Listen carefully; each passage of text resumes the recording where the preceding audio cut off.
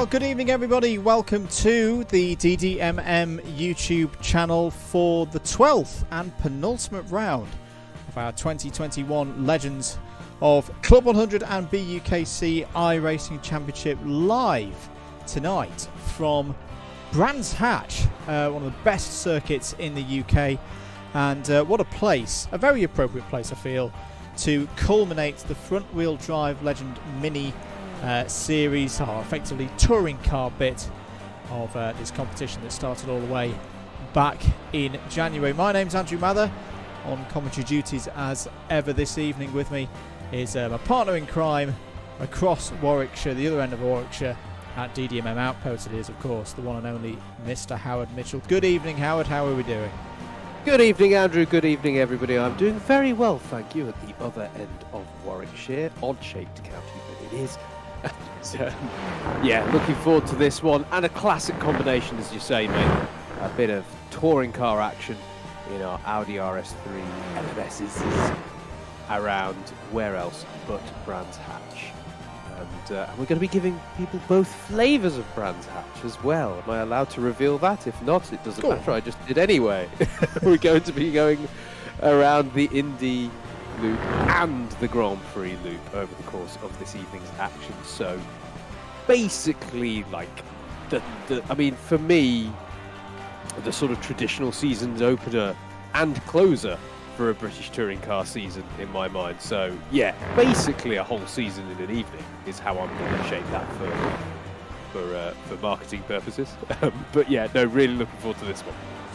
So bonus racing for you all tonight, especially for those tuning back in after we last saw these cars at Silverstone back at round 8.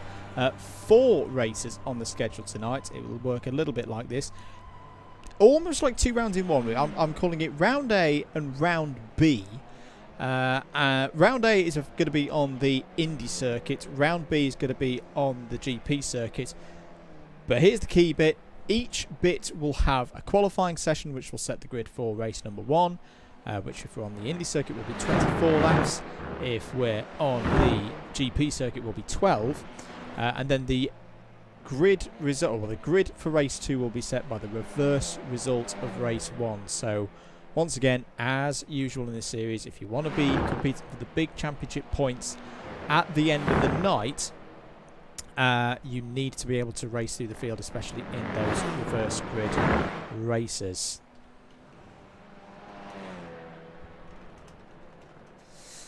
So, Howard, let's have a look at the scores on the doors, because as we say, this is a key point of the season.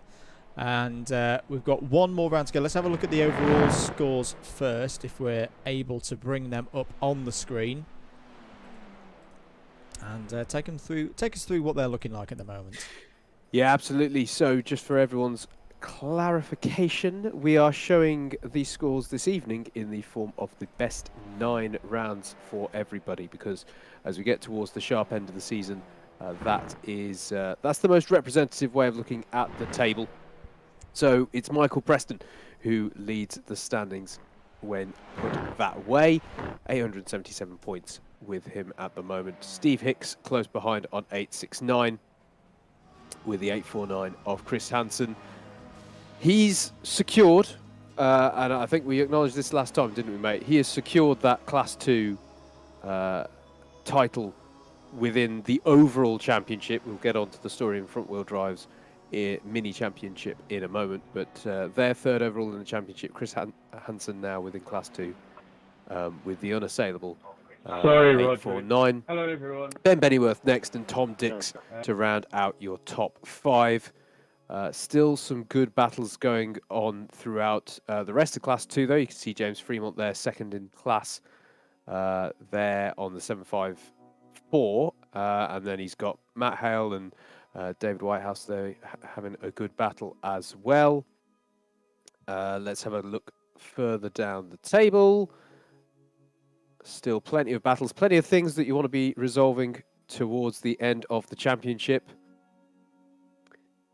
And brilliant to see as well, mate, we should acknowledge. It's been great to have so many people taking part. I feel like we're adding a page every couple of rounds to this table. But plenty of things to be fighting for at this round and the next.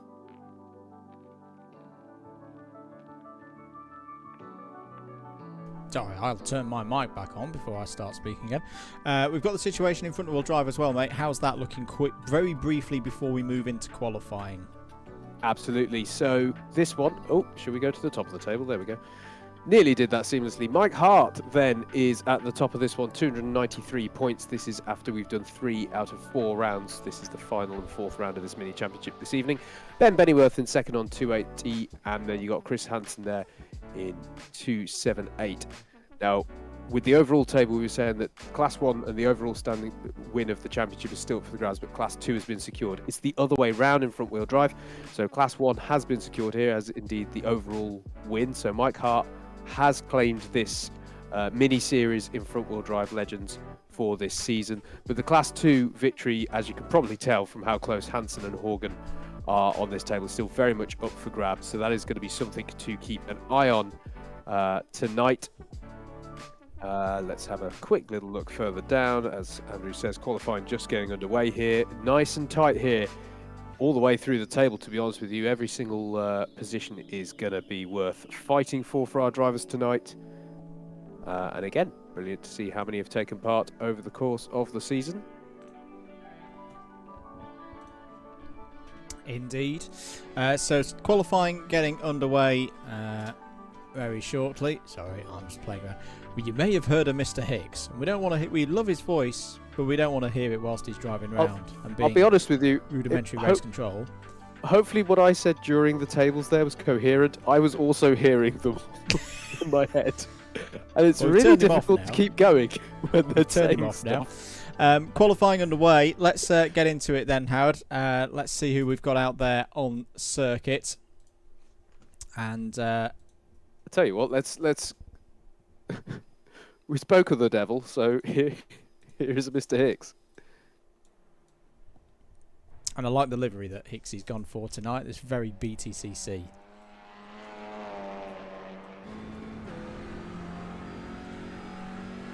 On board with him then. Tricky circuit to drive the Indy layout here at Brands Hatch, Howard. You know, from the air it looks quite simple, but all of the corners, individually at least, are testers. It's very easy to muck up a lap round here. Yeah, absolutely. Absolutely, mate. I mean, it's kind of, it reminds me of like, it's like the UK answer to, okay, this is going to sound weird, but stick with me. It's like the UK answer to Monza, okay, in that you'd load up a game as a kid and you'd go for that because it looks simple. And then you'd start driving it and it would be fiendishly annoying to like master as a track. Maybe I mean, when I was a really little kid, that didn't apply to Monza because we all just straight lined the chicanes, right? Because we were all young. That's what we did. When you were trying to spot your braking zones, or actually no, maybe the old style Hockenheim, because you'd straight line all the chicanes and then you'd get to the stadium section and realise you actually had to drive a lap. It's like that because it looks so simple, but it is difficult to master. You've got your uphill braking zones into, you've got Paddock Bend that's swooping down at the first corner. Up to Druids, you've got the uphill braking there. That's a prime overtaking spot as well. So you're doing side-by-side battling with other people. And then downhill into Graham Hill Bend. So already just the first few corners, you've got the ups and downs, the height changes, the difference in braking and acceleration there. It really is quite a dynamic lap for something so short. Apologies, folks. I know YouTube's having some coding issues tonight, which is why the stream's a little bit jerky. I promise you, it's not a tower end at the moment. You can see it on the YouTube replay, though. What we can tell you, though, even if it's just as a radio show, Michael Preston, pole position at the moment, and I think he may have already secured it. It's a very short qualifying session tonight. 48.93 for Preston. Josh Ladd, who's on your screen at the moment, second place, 48.99. Ed Keefley, great qualifying so far from Ed, is third. Matt Horgan has taken C2. Pole position at the moment, is on the second row overall. Here is Sam Sanders. Can he improve from 6th, where he is at the moment? And no, he stays there in 6th. But Steve Hicks has popped in a lap right at the end there with mere seconds of this session to go. Gets himself on the second row. So it's looking like, Howard, it's going to be Preston, Ladd, Keithley, Hicks, all in Class 1 there. And then Matt Horgan and Chris Hansen, the two battlers in Class 2 alongside each other on row 3. Sam Sanders, Tom Dix, Ben Bennyworth, JJ Aston. That's your top 10. And we're already getting ready for race number 1. Certainly are, mate. I'll just quickly, for everyone's benefit, flash up the results there of qualifying just whilst they're getting ready to grid up. We're just going to do that as the results of qualifying rather than the grid of the race, because we haven't had that come through yet. But yeah, as you say, short qualifying, and we're already going into some racing. So this is going to be a key race in the context of this championship. We are keeping abreast of the situation in the championship. 200 points available across the racing here tonight at Brands Hatch and next week at Interlagos. Michael Preston has the lead on the best 9 scores at the moment of 877. Josh Ladd is a little bit further down on those best 9 scores at the moment. That's because he's only competed in 8 rounds so far. He will have a 9-round representative score by the end of tonight. We've seen these two go wheel to wheel so much so far this season. Difficult to call this one, Howard, as to who's going to be your favourite for winning it. It is a difficult one, mate. Oh, blimey. Yeah, I'm not sure I want to call this one, mate. It's going to be very, very interesting indeed with this one. I'm going to put it on. I'm going to put it on Josh Ladd. Yep. I'm going to put it on Josh Ladd, but that is pure guesswork. And we've got a lot of racing to come, so you know, it's going to be interesting to see.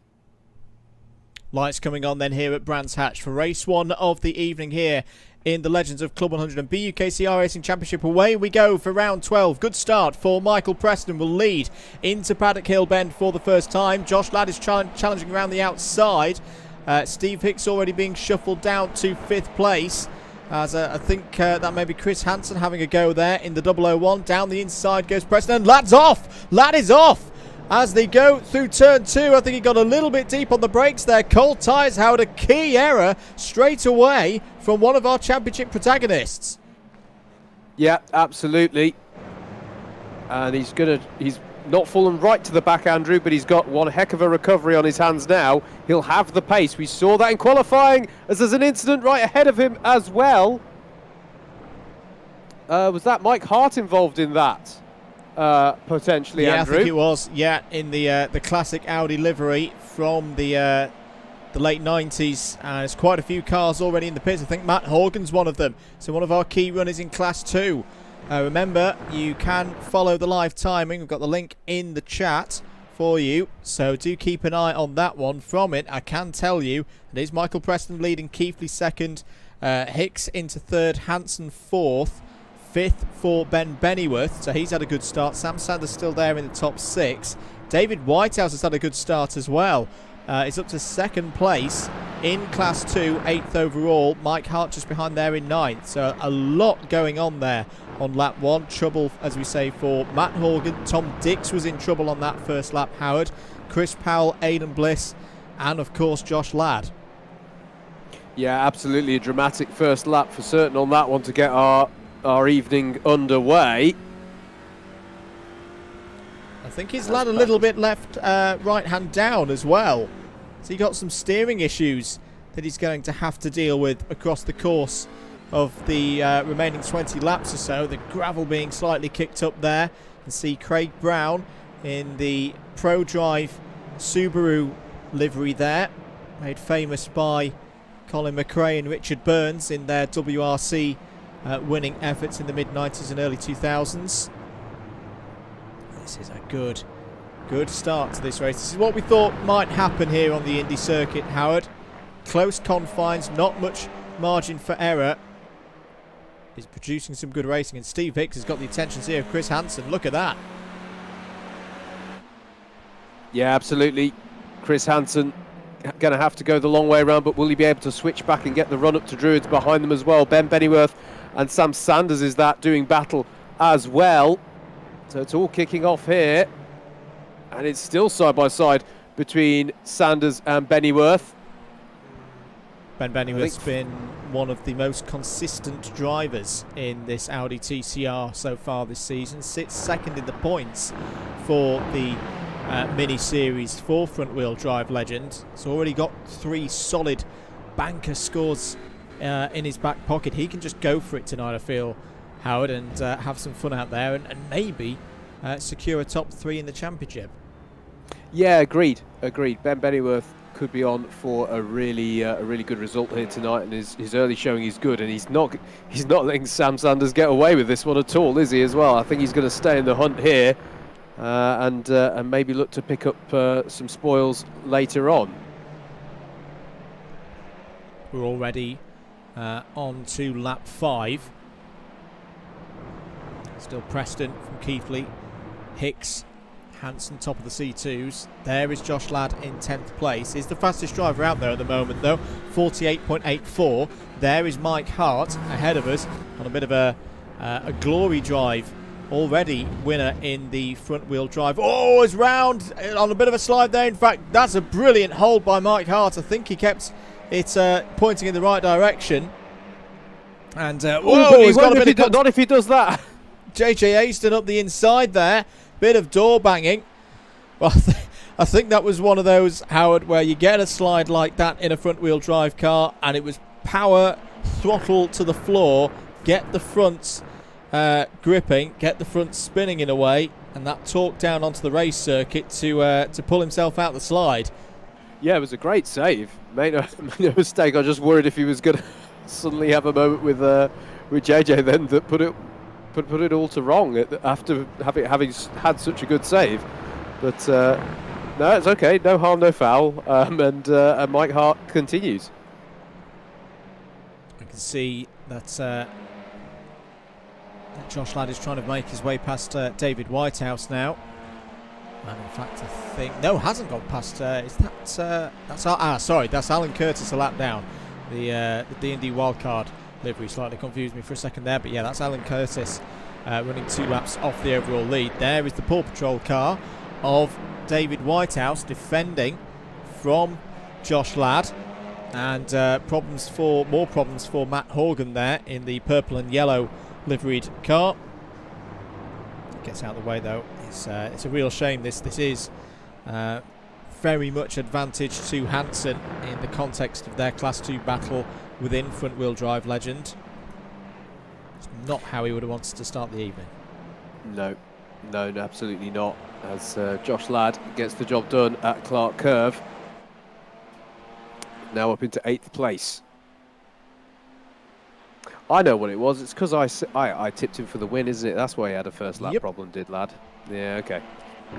Now on the tail of Jack Jensen. Over 7th place.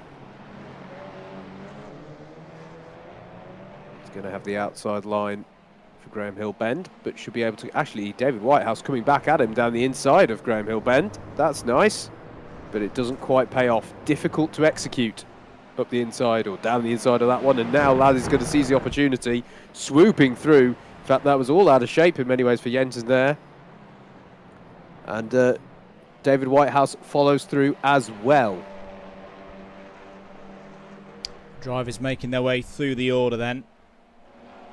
Tom Dix has got running again. By the way, Steve Hicks almost going for a bit of rallycross there. Well, this circuit was key for the early days of rallycross, especially in southern England.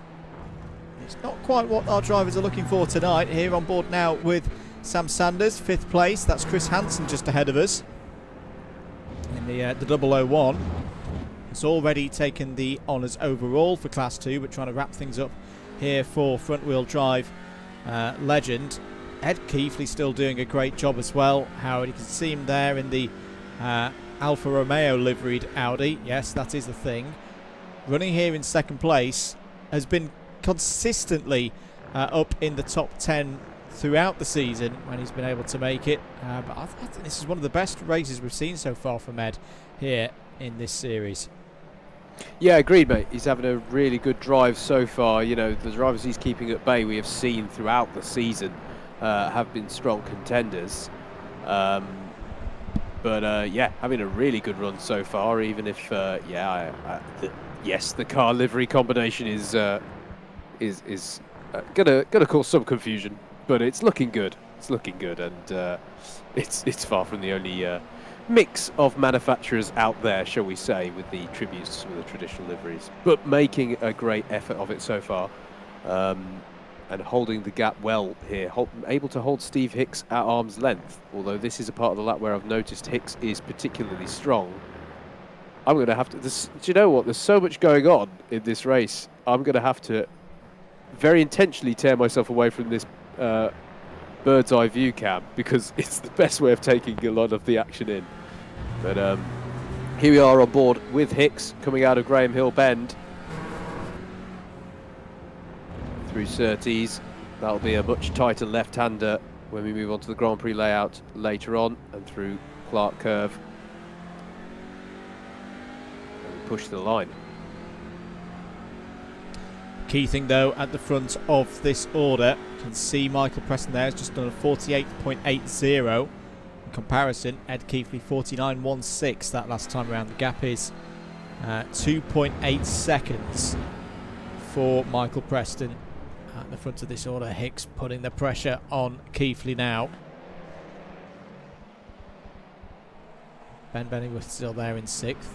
He'll be hoping that this group of 4 start fighting. And in another way, you mentioned Monza earlier with it being a high-speed circuit. You need to get your braking zones right.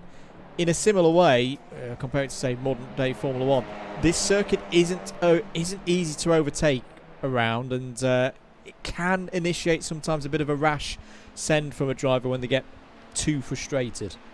Yeah, absolutely, absolutely. Yeah, that I thought that was a mad comparison I did at the start of the stream, but it works quite well actually. The more I think about it, because yeah, you can end up getting frustrated trying to do moves from a long way back and just misjudge it, as Sanders hounds the back of Chris Hansen there over 4th place. That's dropped them both a little bit off the back of Steve Hicks, at least for a few corners. But yeah, you can end up getting frustrated, maybe a little bit like we saw just then, and what you don't want to do is lose that patience and go for an all-in, go all in and have it end in tears, particularly somewhere like here. They've just gone through Clark Curve. So easy to converge at the apex. But look at this though, Hicks has got a good run here. He's going to have the inside line heading towards turn 1. But Keighley's going to try and keep his foot in it. It is possible to hang it round the outside here. There's going to be even perhaps a bit of bumper to bumper there. But it still goes the way of Keighley. That's brilliantly defended by Keighley around the outside as they head round Druid. Sam Sanders is going through on Hansen, a lap on from where he tried it last time around. And I don't think Hansen's going to have an answer as they go through Graham Hill Bend. Fantastic stuff there from the driver, 7th in points at the start of proceedings here this evening. I thought Steve Hicks had that one done. As you say, Howard held it round the outside, did Ed Keighley. It is something you can do here at Brands. I mean, the other thing we haven't said of Brands yet this evening, it is so good for a good old dogfight. Yeah, you can have such good battles around here. Every single corner can provide an opportunity or change the dynamic of a fight. We're literally seeing it here amongst these 4 drivers, where one corner you or I will say, oh, they've dropped off the back, and then if they hook up the next corner nicely, then they're right back in the fight. That's what I love about Brands Hatch. See Sam Sanders ahead of us there. University of East Anglia logo on the back of his car. We'll be getting ready for BUKC qualifiers in a couple of weekends' time, which you'll be able to follow here on the DDMM YouTube channel. We've got we're working on something to expand the what's the word? The word's defeating me at the moment. Our repertoire of what we are immersion. That's the one. The immersion in the data that is BUKC qualifiers. So if that sounds like whoa, what's that? That's a huge incident for in 10th place. I think it may have been Tom Dix coming back out of the pit lane, who, wasn't in 10th place. Was the lap down already, yeah, and into the pit lane. Tom Dix is out of the race. That was a heavy impact into the pit wall on pit entry. Here side by side are Christopher Powell and Audrey Parry. Audrey, a member of the G3 Pro racing teams in Club 100. First appearance for him here in the iRacing series. And he's enjoying his work out there. A little bit of damage to the front end of the Audi, but that won't bother him too much. Powell having a go back here. Yeah, absolutely. It'd be rude not to have a little bit of damage on your first outing, particularly when it's these cars around Brands, right? So, yeah, doing well so far is Rodri. Having a good little battle. His teammate Matt Hale is up in 12th place at the moment. Powell trying to go back down the inside in his car number 769, and looks to have got that move nicely done into Paddock Hill Bend. Further up the order, here's James Fremont and Craig Brown on board with Fremont as he goes through Graham Hill Bend. There's that front wheel drive understeer that is so easy to initiate in these cars. Allows Brown back through. That puts him back into 13th place. Oh, Brown's looking a bit loose on the rear axle there though.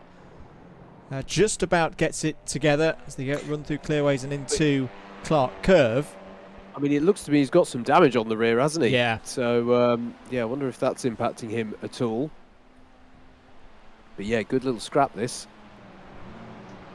Further on up the road, there's another good scrap. You're talking about G3 Pro contingent. Matt Hale having a good battle with JJ Aston still. Keeping an eye on Josh Ladd, Howard. It's not been the race he would have wanted. He is closing in, though, on Ben Bennyworth, and I just wonder if he can get into a bit of a slipstream position. Could he gain another position? It is 4 races tonight. There is time for him to pull this back in the points. You just see Ben Bennyworth in the D&D Wildcard Racing entry, just off shot there. Still this top 4 with Ed Keithley at the front of it. Hicks, Sanders and Hansen trying to find a way through. But yeah, Josh Ladd in the Yas Heat car is closing in now on Ben Bennyworth. We'll be looking for another point here. I mean, we say the top 4. We must acknowledge Michael Preston is 6 seconds up the road from this one. You know, it's easy to forget he's there. No disrespect intended, as once again Hicks is going to try and tuck underneath here on the main straight and see if he can get alongside and indeed past Ed Keithley. But Sam Sanders is in the hunt as well here. He can sense the opportunity. And this time Hicks will go down the inside at Paddock. And Sam Sanders is there ready to pounce. And Hansen's going to have a go and do the same. It's going to be so costly for Ed Keithley at this rate.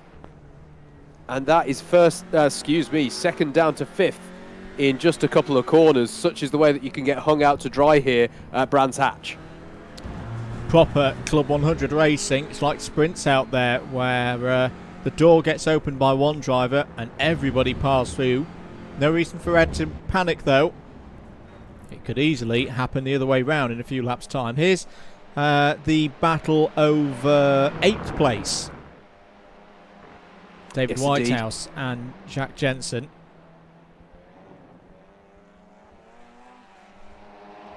And it's a good showing so far from Whitehouse. Yeah, agreed. I think further up ahead, yeah, Josh Ladd has definitely honed onto the back here of Ben Bennyworth. He's going to go straight for it up at Druids. Ben Bennyworth not fighting that too much, probably recognising that that's a driver in this position, maybe willing to take a few risks, get up the order with Michael Preston leading this race. Ben Bennyworth on for good points here with a 7th place finish and a solid start to his evening. Once again, Jack Jensen getting up close onto the back of David Whitehouse as they head towards Clark Curve again. Now here's the question, Andrew. Is there enough time and pace for Josh Ladd to get onto the back of that 2nd through 5th place fight? Or I think we're just a few laps short to be given that particular viewing delight. Well, I'll give it a good go. Can guarantee that. Mind you, they haven't started fighting quite so much yet. He might yet get involved, mightn't he? Remember I don't think this one's done. The grid order for race 2 is determined by the reverse result of race 1. I should think so too. There's just not been enough battling in this race, wouldn't you say? Matt Horgan will have pole position for that race too, because he's already retired from this race. Tom Dix will be alongside him on the front row. But here you can see Hicks starts to defend now. We're on to lap number 23. This lap plus one more to go. The eagle-eyed amongst you just will have caught sight of Michael Preston there. He just can calmly run this one home to the checkered flag. Sam Sanders trying to find a way past there in third place, trying to get past Hicks, who has a half block, quite early turn in for Graham Hill Bend, although that's not really an overtaking spot from far back.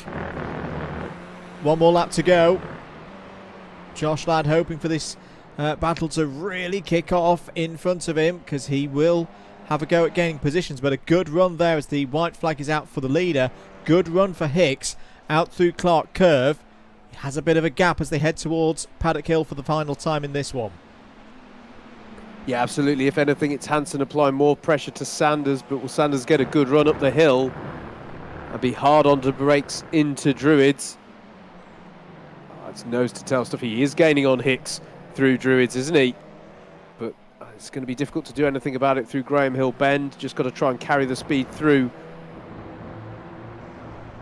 and see if he can set himself up for anything into Clark Curve. Flashing on the lights is Sanders trying to put Hicks off. Is he looking for a run up the inside? Oh, Hicks shuts the door with using all of his experience. But Michael Preston, we've not seen much of him in this race, but it's another victory for the driver from Southampton University. A perfect start to his evening. Steve Hicks is going to finish there in second place, and on the line it will be Sam Sanders ahead of Chris Hansen. Ed Keithley, a strong fifth place there. Josh Ladd, after that lap 1 incident, finishes in 6th. Ben Benny with his 7th. 8th for David Whitehouse there. Paw Patrol will be very pleased with that one. 9th place for Jack Jensen. Top 10 for JJ Aston. Matt Hale on the lights there in 11th. 12th for Mike Hart. 13th for Craig Brown. 14th James Fremont. And then the last 2 cars to cross the line on the lead lap should be Chris Powell there in 15th and 16th for Audrey Parry on his Legends of Club 100 and BUKC iRacing debut. Good first race there, Howard. Plenty of action, wasn't there? Quite a lot of incidents on that first lap, so it's going to make for an interesting reverse grid race, I think, off the back of that, because I think you're going to have some people out of position now towards the front of that grid and defending hard in this one. But no, brilliant battles throughout, the highlight of which I'd say was that 2nd through 5th place battle that was pretty much race long. Was indeed. And we'll go straight into the second race then. This will be of the same length as before. 24 laps once again round the Indy layout, with the grid set as the reverse order of the result from race number 1. So there is your grid. Matt Horgan on pole position, Tom Dix alongside on the front row, Alan Curtis and Aidan Bliss row 2, Audrey Parry, Christopher Powell row 3, James Fremont and Craig Brown go from row 4, Mike Hart, and Matt Hale on row 5. The lights are coming on here though at Brands Hatch, getting ready to go racing once again. 1 light, 2 lights, 3 lights, 4 lights, 5, and away we go for the second race of 4 here tonight. Second on the Indy layout. Brilliant start for Craig Brown. Look at him flying through. He's already up to 5th place from the 4th row of the grid. Matt Horgan's got a good start from pole position. Will lead them up to Druids for the first time in race number 2. 3 wide in places as they run down the order. Craig Brown's making moves again.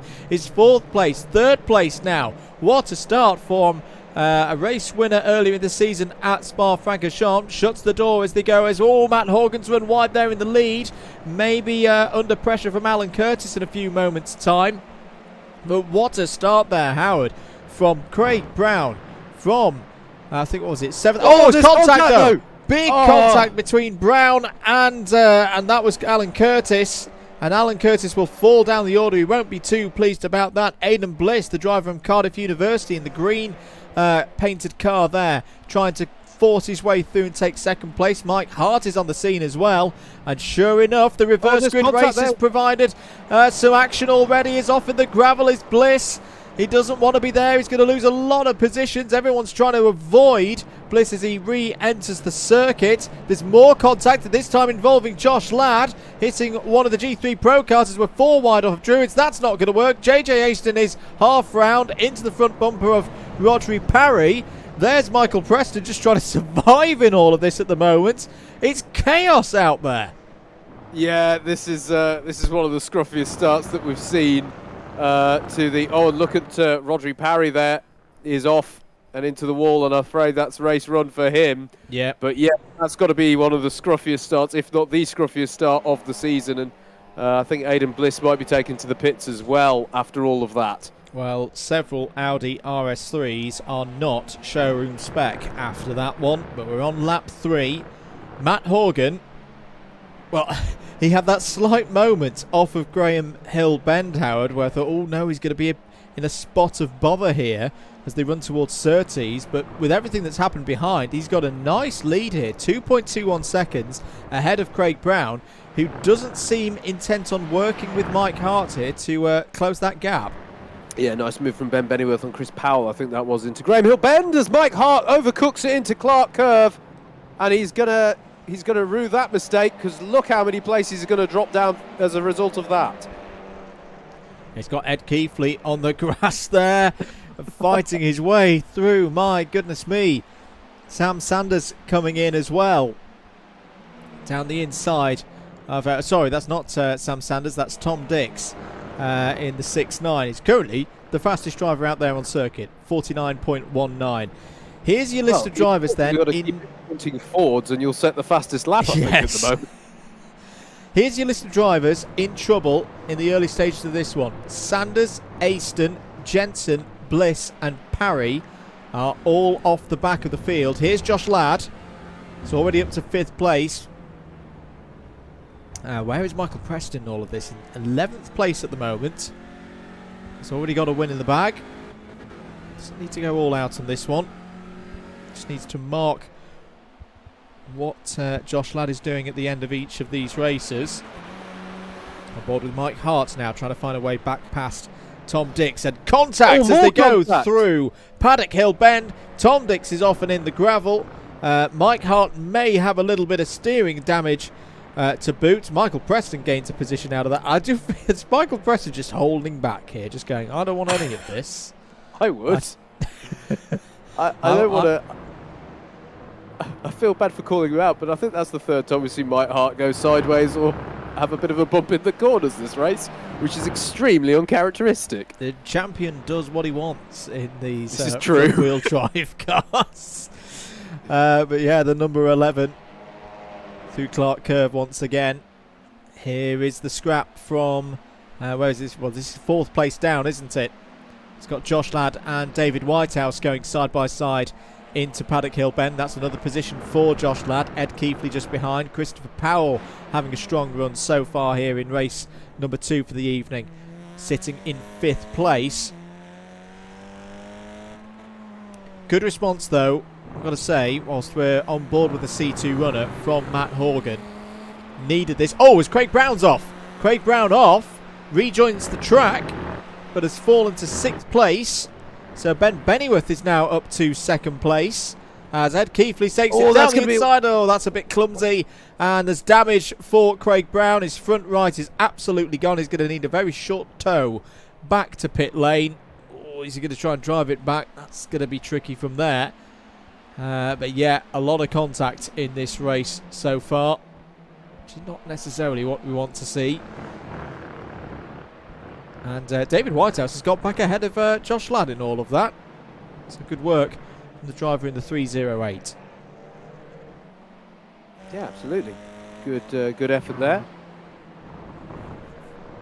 Holding Josh Ladd at bay at the moment.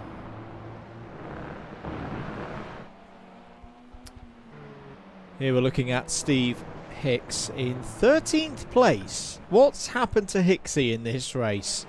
So he had very good pace in the first one. This one has not been so good, and there is some damage to the Renault Laguna in abbreviated commas. Here's Whitehouse going down the inside of Powell there, looking very good this evening, and well suited to the Audi TCR. Good defensive move there as well, just to put Powell off from throwing it back down the inside into Druids. Yeah, absolutely. Michael Preston putting pressure on Ed Keithley in the background of this as well. There they are, just going through Graham Hill Bend as Mike Hart is on the attack again, Andrew. And this time, is he going to go for it into Clark? He's going to try and go around the outside, is he? Or get the switch back onto the main straight. It's going to be difficult to make that one work. Has got a run of sorts, though. To have to go around the outside. And he's got the... Where did that come from? From our front-wheel drive champion here. That was an extremely impressive move there. You don't often see that. That's why he is the champ. He's been very quick, very consistent all year in this Audi TCR. The only driver to be on the overall podium in the 3 rounds so far. We've been at Silverstone, we've been at Imola as well so far this season. I want to say the other one was Okayama. There's been that much racing this yes, season. It was. It's sometimes merges into one. It's all been so good. Here we're on board with Michael Preston, 9th place at the moment. There is Ed Keithley ahead in 8th place. Who's been keeping him at bay. We've got to, really got to highlight that. But crucially, I feel also here, Howard, he has visual on Josh Ladd there in 7th place. He, in a way, he doesn't need to make this move on Ed Keithley, as Mike Hart is scything his way through the order here, has got past Christopher Powell now. But that'll be a comfort to feel to Preston. Okay, yeah, he's in 9th place, but his title rival, Josh Ladd, isn't that much better, being only 2 places ahead. Yeah, absolutely. Absolutely. That will be a form of comfort to him, I think. Particularly given how the first race of the evening went between those two. So, yeah, you're right, mate. It's probably not feeling too bad for now for Preston. Running wide there is Tom Dix. Oh, is he going to be able to get that back under control? Well saved. Very well saved from Tom Dix there to not skate off into the gravel and into the barriers. I do wonder, Andrew, is he having to compensate because he was involved, I think, in some of the ruckus of the first few laps. I wonder if his car is feeling totally under him at this point. It's not looking particularly sprightly for a driver of Tom's standard. Agreed. Yeah, he's having to work the front of that car quite hard at the moment. You can just see James Fremont ahead, losing a position to Steve Hicks. Josh Ladd trying to find a way past Christopher Powell now, and Ladd's got no straight line speed. No straight line speed at all for Josh Ladd, and that's why I think he's struggling here. He's got no power for some reason. He's wrestling the car as well, trying to make it all up in the corners. But he is struggling out there. This is a compromised evening so far for Ladd.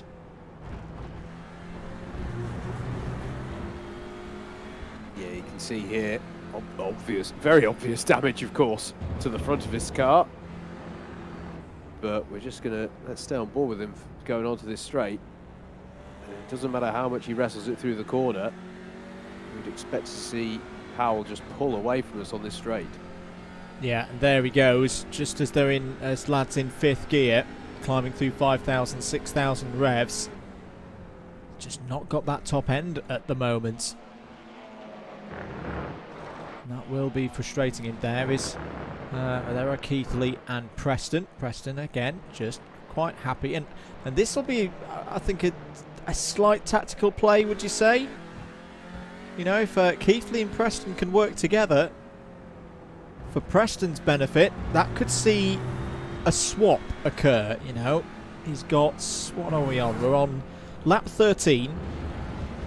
Catch Ladd, Keithley get past Ladd, Preston get past Ladd, and swap this situation around if Preston can then make a move on the Alpha ahead. I for agree a 4-point swing. I agree with the theory, mate, but I think we have to take our hat off to Josh Ladd at the moment. He's got that problem that we've clearly clocked. Last time round, a 49.5.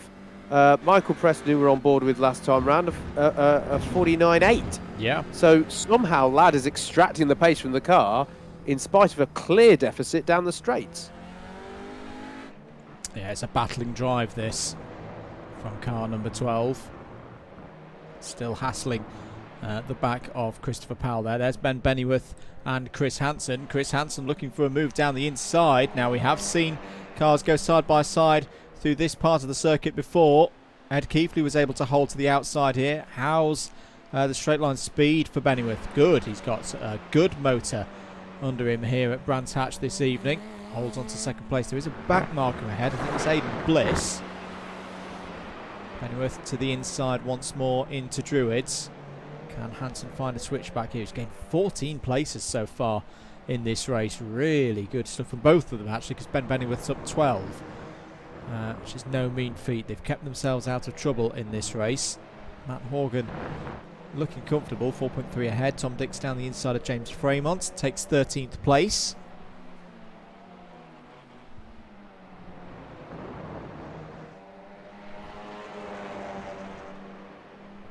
Back with this battle for second place, though. There is Matt Horgan in the purple and yellow. Giving it a good fight here. And Chris Hansen going for the switchback down into Paddock Hill Bend, but around the outside. There's good drive for Ben Bennyworth and good driving. Holds on to that second place. It's similar to what we saw from Ed Keithley, I feel, Howard, in the first race. A driver who's been very consistent across the course of the year. Has had some shining moments, but this one maybe the best yet. Yeah, agreed. Absolutely. It's been a really solid drive, this, and yeah, good example, as you say, of a driver who's exhibited a lot of consistency, and it's paying dividends tonight for certain, because this, I feel, Andrew, was definitely a race where experience prevails. A little bit, or level head, shall we say, prevailed at the start of this one. We did wonder that there may be some traffic for the leaders tonight. Jack Jensen has gone a lap down, the all white liveried car there. Ben Bennyworth again defends to the inside. What's the pace looking like relative to Mike Hart behind? A couple of tenths for Mike Hart last time around that he gained. He is closing in, but not at a rate that at the moment would mean he'd catch before the end of the race. Here are still Powell and Ladd, 6th and 7th places. As always, that's a mistake from Powell, and that's going to open the door for Josh Ladd to get down the inside. Now, what is the run like for Powell down the main straight? Will Ladd defend as well, because he's got 6th place now, but look at the power advantage for Powell. Simply sweeps around the outside. Oh no, Ladd cuts back ahead. I thought that was a bit of an optic illusion there. I thought Powell was sweeping through, but that's a big move, Howard. Josh Ladd gains a point, is up to 6th. Yeah, absolutely. And we've got our other two battles here of Keithley and Preston and Hale and Hicks getting nice and close back here as well. But yeah, surprised that Josh Ladd was able to wrench that one back.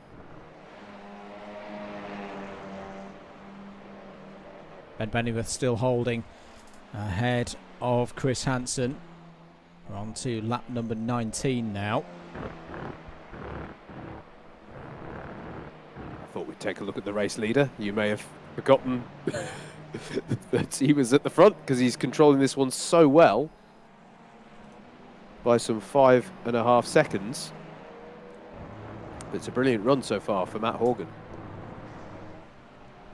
Yeah, he's been really steady out the front. I just wondered, because he did retire from race 1, did he have a little watch of what was going on with Michael Preston and what he could learn from having a look at how he dealt with the race? On board now with Matt Hale. That is Steve Hicks ahead. Oh heck, we've got organising committee battles going on out there.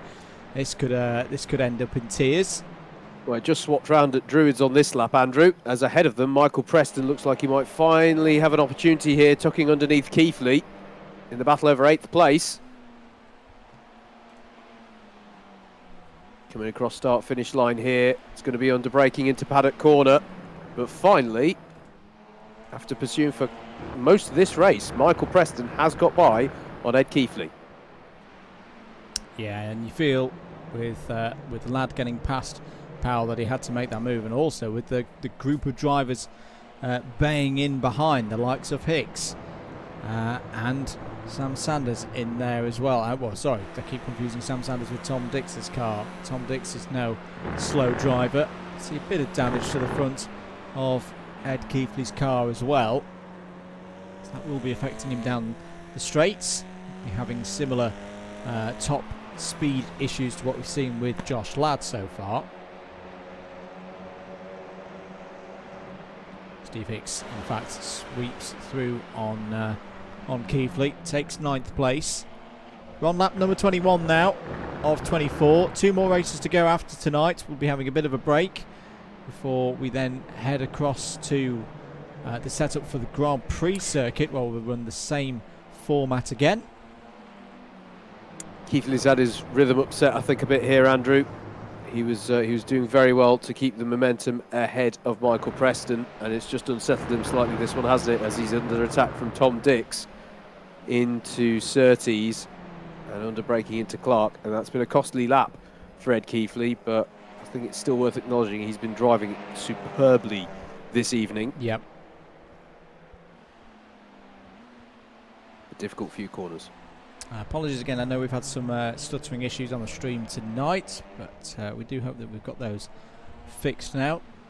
Thank you for your continued support. If you are enjoying the coverage, the supporters, if you don't mind clicking that subscribe button, it really does help us out. We're looking back here from Ben Bennyworth at Chris Hansen, switching now to the front of Chris Hansen. Mike Hart's closing in behind. He's picked that pace up, Howard, and closed the gap to, well, I was about to say 0.2 of a second, but that's visually very, very close now. Mike Hart will be looking to get through into third, but Hansen's looking down the inside once again into Paddock Hill. Ben Bennyworth gives him space and has the drive once again off the corner. Mike Hart maybe looking to the outside, very deep on the brakes, through Druids, down into Graham Hill Bend next. This is once again a brilliant battle.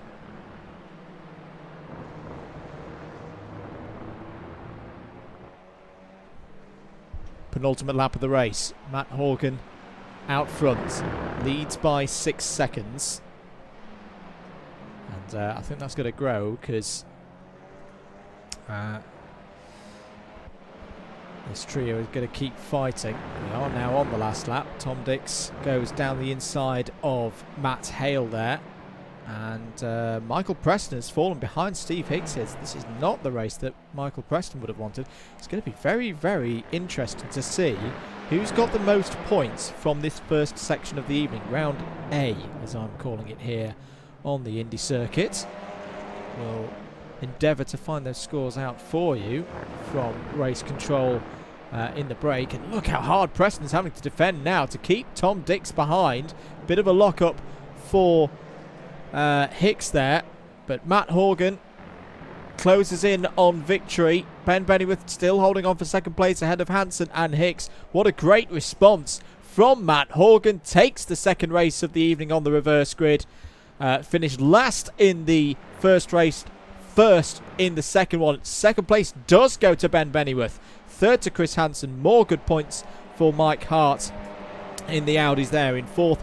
A top 5 for David Whitehouse, one of his best results of the year so far. And Josh Ladd, Christopher Powell, Steve Hicks, Michael Preston, Tom Dix was the top 10. Matt Hale in 11th place, 12th for Ed Keithley, 13th for Sam Sanders. There he is across the line as the festivities post-race begin. 14th for Alan Curtis, 15th will be James Fremont. The last of those on the lead lap, those at least one lap down. Jack Jensen, Aidan Bliss, Audrey Parry, JJ Aston and Craig Brown. I didn't know what to show on that last lap. Mate. We were jumping around between two intense battles, which just goes to show quite how manic and entertaining that race was. Well, there we go. That's 2 races done so far this evening. We've got 2 more races to go. We're going to take a short break on the commentary now. The stream is going to stay live, though, so don't go anywhere. We'll be back in the next 10 minutes or so with the second lobby, the newer lobby, where we'll be on the Grand Prix circuit for the second part of this evening here for round 12 of the Legends of Club 100 and BUKC iRacing Championship. Back in a bit.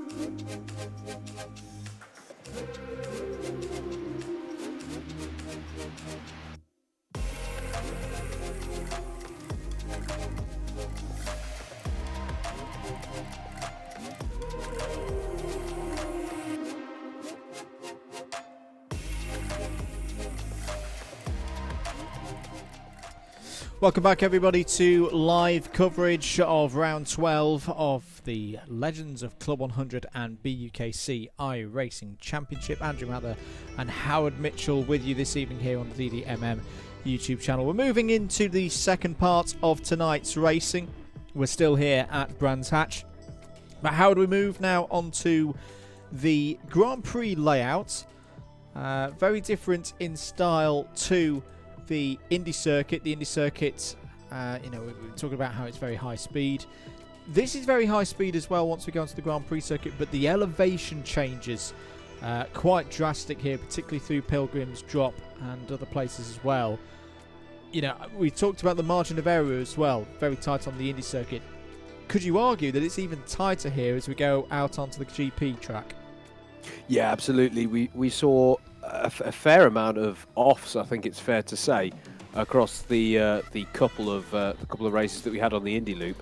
If you go off on some of the outfield section here, mate, if you're going off, you know, through Hawthorns or Westfield, through Dingledale, any of those, you are gonna know about it, and that might be curtains for your race. We've seen some great saves so far this evening, but yeah, I think that's really got to be a concern as we go into this one. So it is a challenge, make no mistake about it, and it's going to be another. We were talking about patience earlier on in the evening. There are some overtaking opportunities provided by that outfield section, but again, it is about having patience and carrying the momentum through those right-handers at the top of the lap to maybe, you know, set up an opportunity into the left-hander at Sterling's, or you know, making sure that you're looking good as you come back through to Clearways and Clark Curve. So yeah, it's going to be about picking your moment and keeping a level head and keeping it on the grey stuff.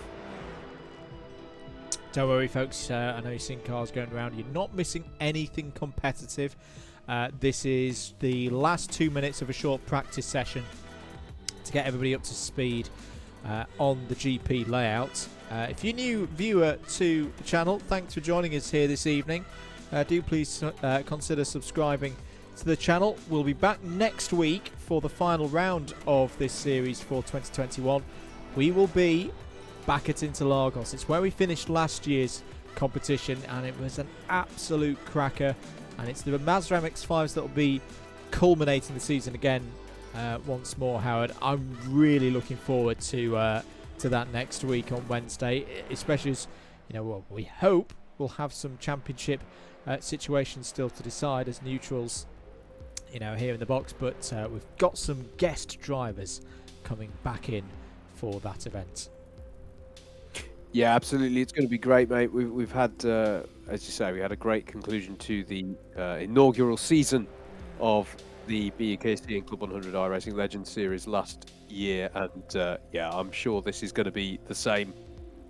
Even if we have decided some titles, mate, it's always fun to be going around into Interlagos, and yeah, good. Seasons end well at Interlagos, don't they? I'm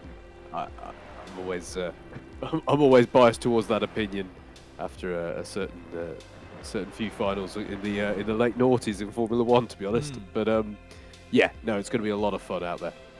So the races for this section of the evening will be 12 laps, so similar in terms of time length. Yeah, 12 laps instead of 24 as we were seeing round the Indy circuit. The checkered flag will be out in 10 seconds time. Good evening to Lee Henderson. Says, evening gentlemen, roll on hearing your dulcet tones on Sunday. Yes, we will be down at Bayford Meadows this weekend in commentary form on the Sunday for the final round of the Club 100 Sprints Championships, where we've got some things to decide, and we'll have the main Alpha live stream for you, and I think we're going to give Comsbox Cam a go as well. And as I say, it will be in test form. I will just say that off the bat, because we'll be preparing some things and trialling them out ahead of BUKC qualifiers the following week. But we will be there. Vodafone 4G pending, and it proved a little bit more reliable than EE last time, but we won't go into that. But yeah, we will have that here on the channel, so do make sure that you subscribe to that. Plenty more to come you know, we thought we were getting to kind of the end of the busy period, weren't we, sir? And then November's hit us, and it's like, oh crikey! No, one more big heavy month before we wrap out what the year that was 2021. Yes, absolutely. Absolutely. My brain is definitely going to have to start getting immediately used to them doing the long way round at Surtees, because I suddenly thought Mike Hart was going off. But yes, absolutely. Yes. It's been quite, it's quite the way to round out the racing season for the year, but it's going to be a lot of fun.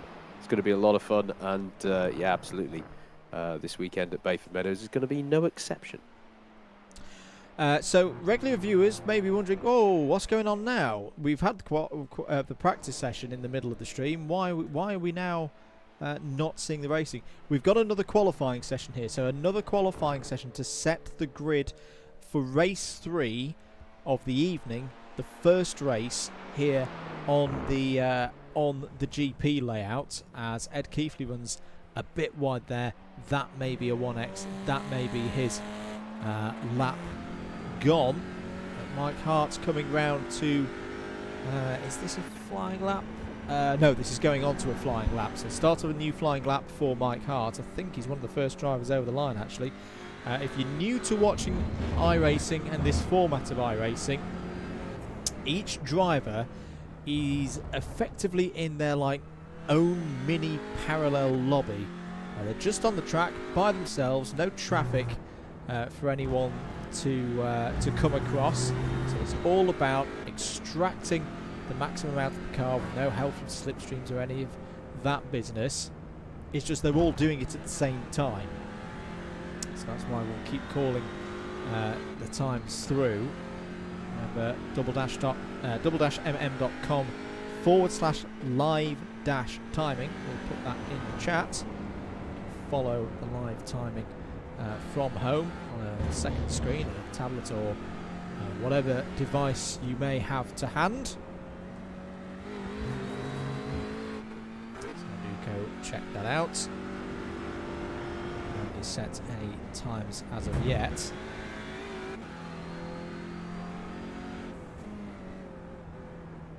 Through Sterling's though for Mike Hart on this first flying lap. Did look like he was pushing the absolute limit on the outfield section. He's just got to go through clearways now and power it to the line, and it will bring to a close his lap of Brands Hatch Grand Prix circuit. Let's have a look at what it is. Unsurprisingly, it puts him into pole position on 1:34.07, but that's immediately beaten by Chris Hansen, 1:33.6. Ben Bennyworth goes onto the front row of the grid. Here comes Michael Preston though, 1:33.17. He goes to the top of the timesheet. Where is Josh Ladd in all of this? He has gone quickest, 1:32.67 from Josh Ladd there. Very good indeed. Here is Steve Hicks. This is his first flying lap. So he's looking okay. Has anyone... I think Matt Horgan has 1x'd on his first lap. So it's all on this second one now. I think I just saw a sign to see that Hicks has also 1x'd on his first lap. And Audrey Parry as well. I think a lot of people are improving on their second time around though, Andrew. I've got a lot of green in front of me here on the timing screen. Yeah, that's good news for all of those drivers. On board now with Craig Brown. Pushing it through Sheen. And down into this Sterling's left-hander here.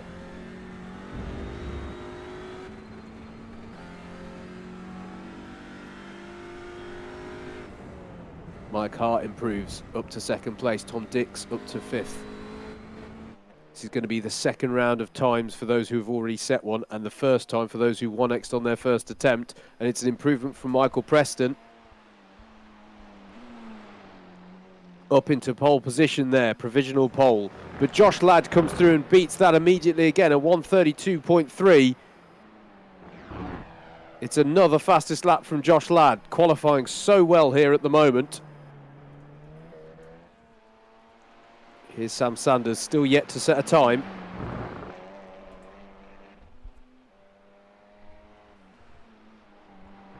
Maybe trying one from the back of the grid. He has 1x'd on his first lap. Steve Hicks did not 1x on his first lap. He's registered a 1:33.80.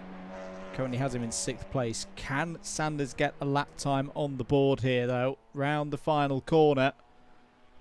Along the Brabham Straight. Where is it going to be for Sanders? He goes 4th.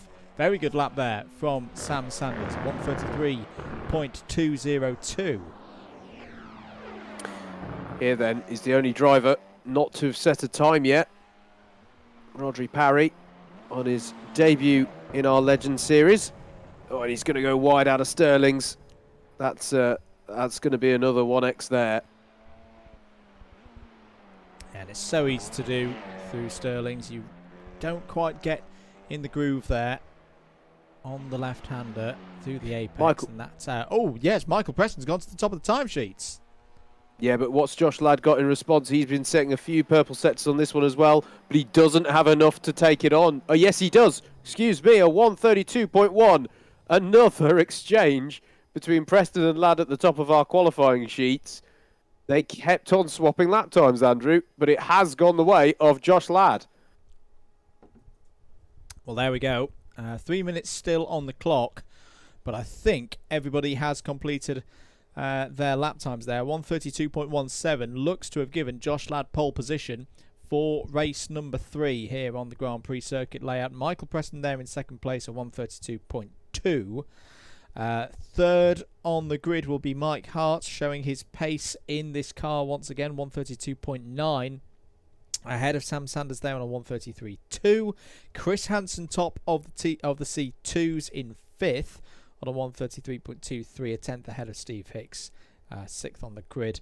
Ben Bennyworth and Ed Keithley will be on the 4th row of the grid by the looks of it.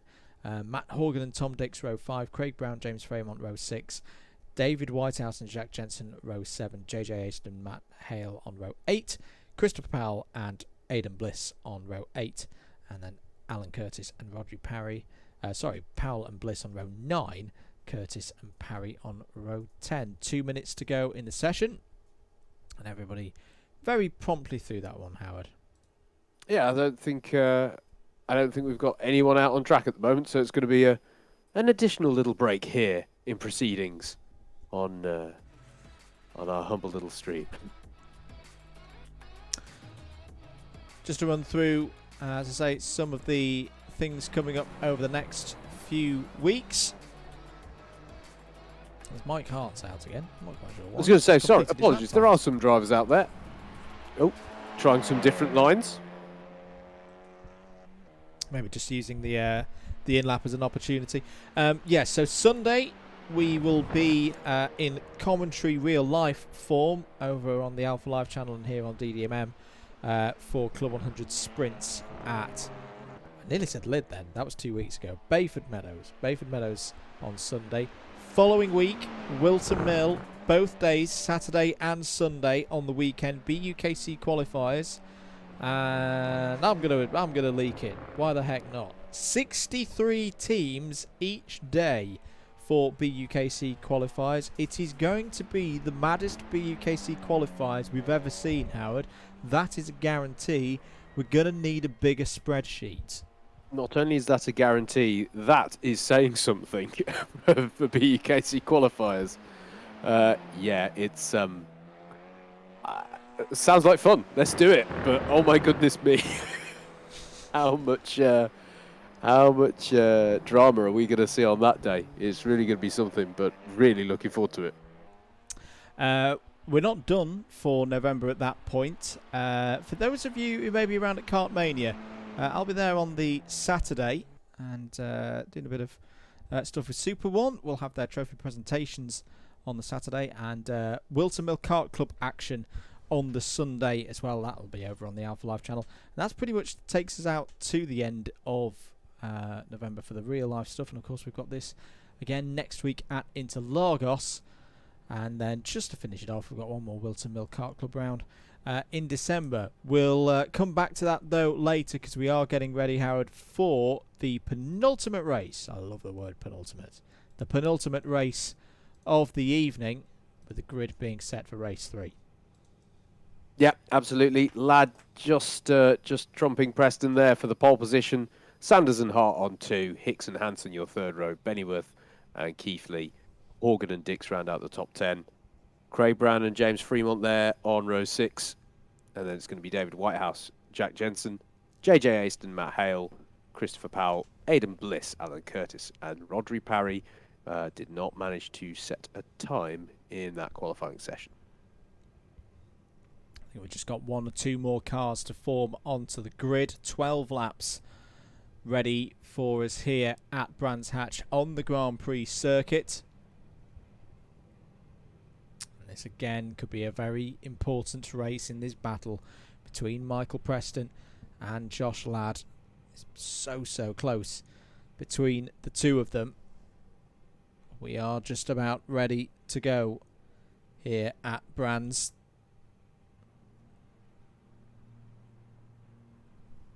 Lights coming on. 1 light, 2 lights, 3 lights, 4 lights, 5. Away we go then. Can Josh Ladd get that getaway that he wants? He's got a good initial run up through the gears. He's going to hold Michael Preston to the outside. Steve Hicks looking down the inside of Mike Hart there for 3rd. Up towards Druids they go for the first time on the Grand Prix loop. They've obviously had a lot of practice through here when they've been on the Indy circuit. A good clean start though, Howard. A lot better than race number 2. Yeah, one doesn't want to jinx it too early, but this is looking good early on here amongst the drivers. A bit more room being given. Maybe it's just the length of the lap. Maybe it just reinforces the principle that it doesn't get one on the first corner.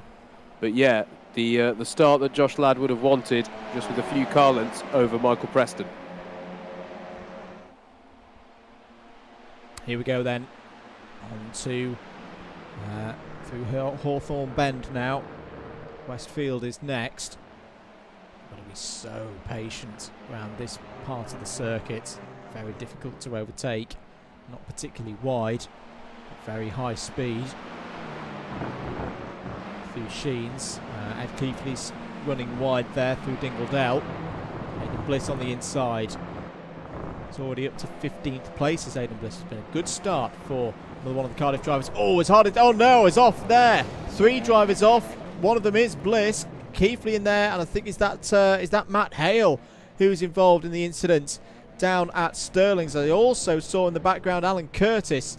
Yes, it was Alan Curtis in trouble. Oh dear, I apologise there to Aidan. I was running backwards down through clearways. Matt there Hale. is Matt Hale stuck under the bridge and has retired to the pits.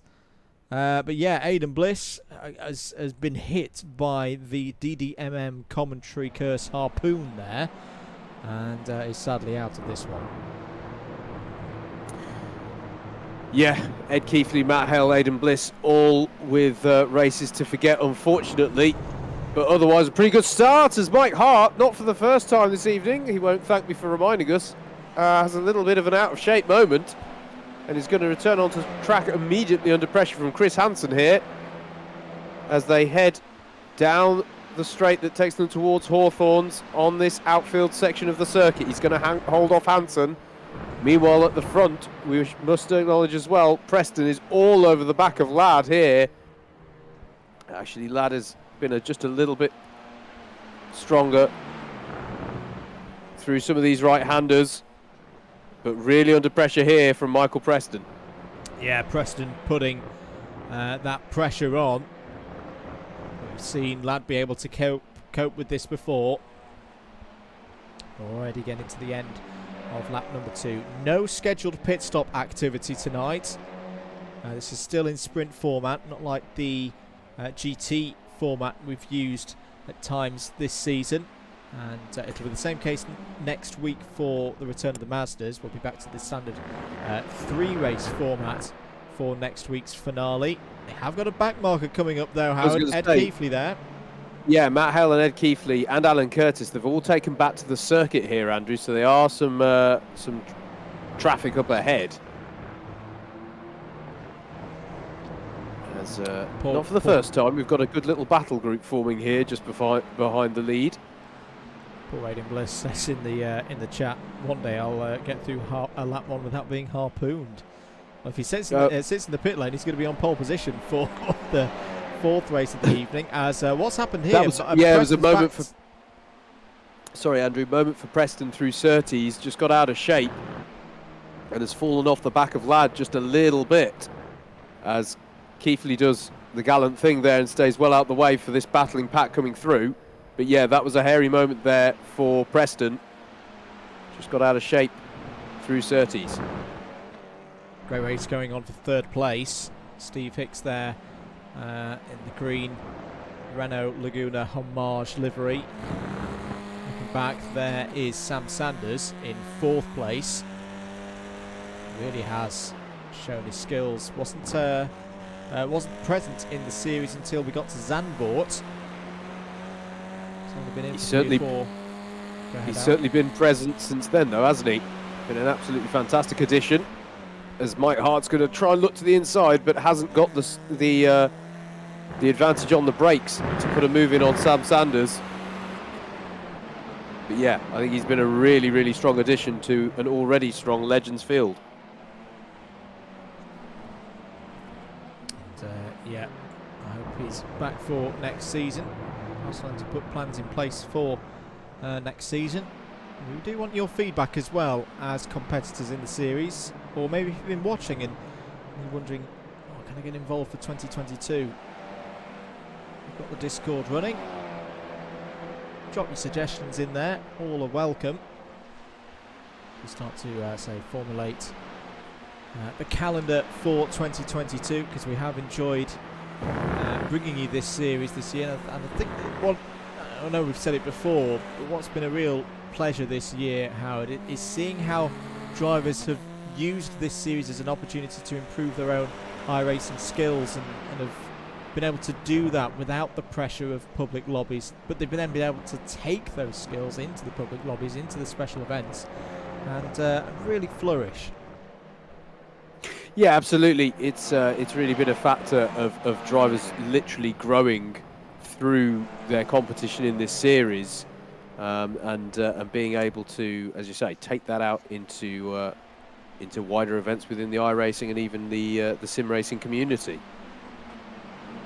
Once again, Mike Hart applying pressure to Sam Sanders into paddock corner.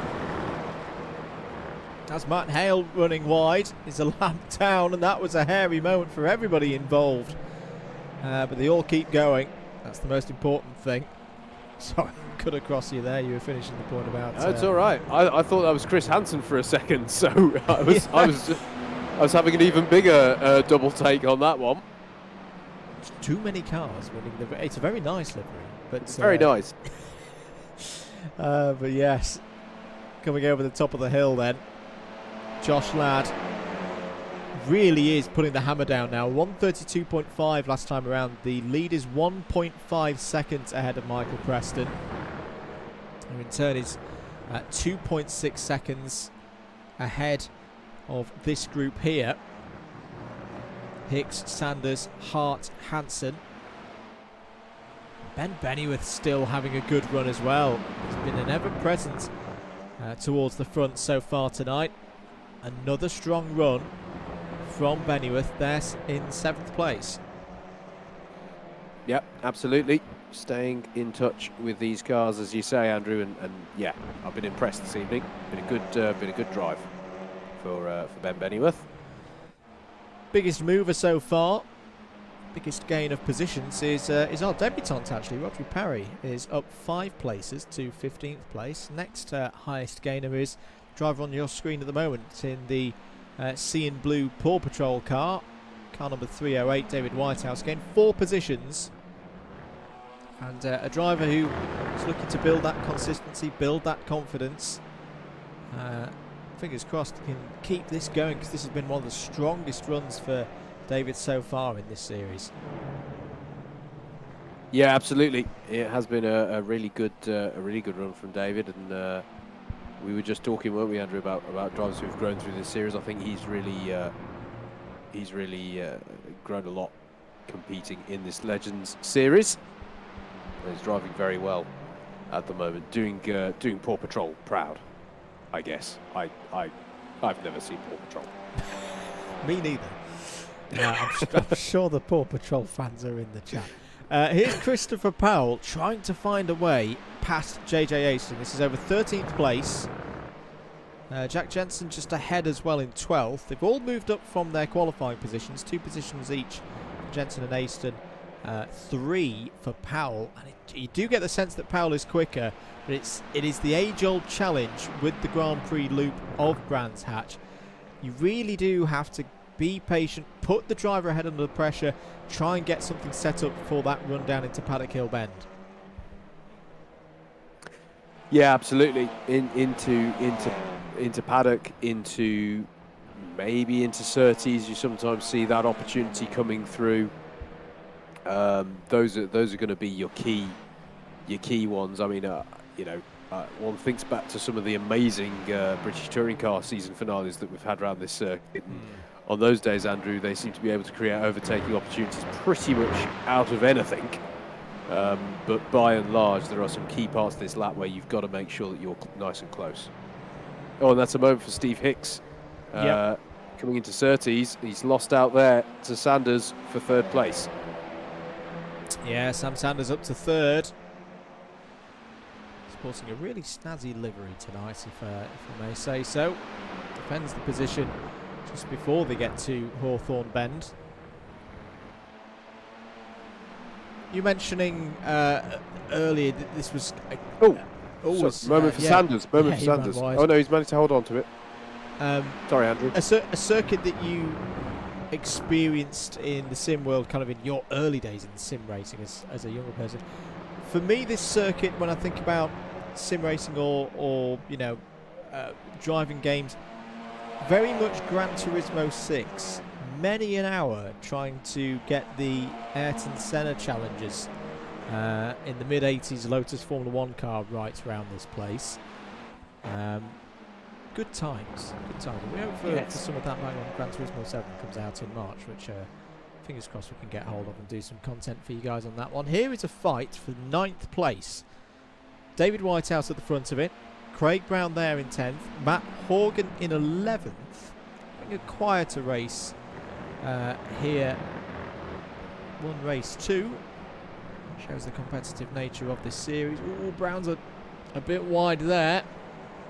Can he get the run out of the corner? He'll have the inside line for Graham Hill Bend, which is next. Horgan trying to hold around the outside, but no, that's not going to work on Craig Brown. And just trying to work who's that behind them, because it's not effective. It might be Tom Dix. I think Tom Dix has lost a couple of positions, maybe. It's not Jack Jensen, because he's an all white car. Is it Matt Hale? Is it Matt Hale still going down the order? Yes, no, I think you're correct. It is Matt Hale, a lap down in the G3 Pro entry. Apologies. We're on lap 8, 2/3 of the way through this race, penultimate race of the evening. Keep comments coming in.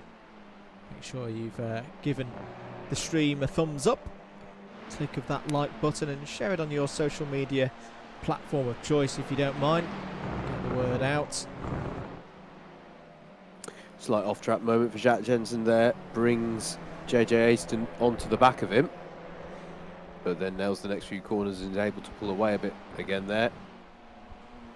Yeah, and if this 4 can work together, there are opportunities for them ahead. As into the pits comes Matt Hale. He's obviously decided that that's enough running round with a wounded car. We'll have a good grid position for the next race. Back in amongst 3rd, 4th, 5th, 6th, 7th. Still so close between all of these drivers.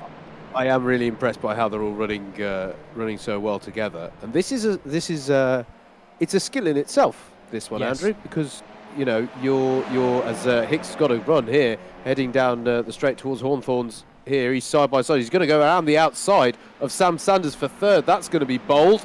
He's still going to stay in there though. Mike Hart will try and tuck underneath and and win out if the opportunity presents itself, but it stays as they were, does it? Or does Mike Hart have a good run now towards Sheen Curve as they head up the hill?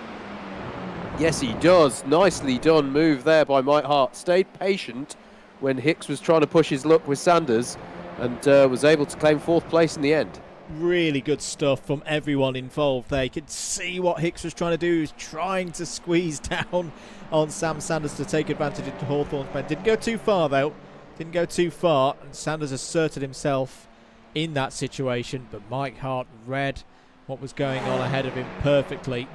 Gains that position down the inside. There is Tom Dix on David Whitehouse, and there's contact between the two of them, and are they going to miss the pit wall? Are they collected Matt Horgan? And big collision into the wall on the exit of Clark Curve there.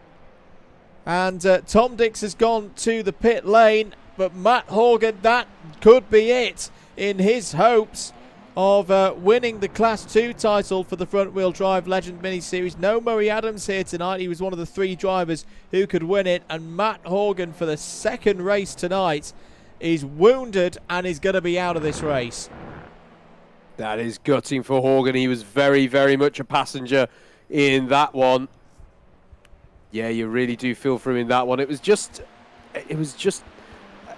Yeah, Dix had got the move done, hadn't he? And I think he was trying to move across to stop a counter-attack from Whitehouse. And, yeah, they just converged and collected each other. But they stayed tangled long enough to get Horgan involved as well. Very unfortunate. Yeah, Matt Horgan won't be best pleased about that. We're on lap 10 out of 12.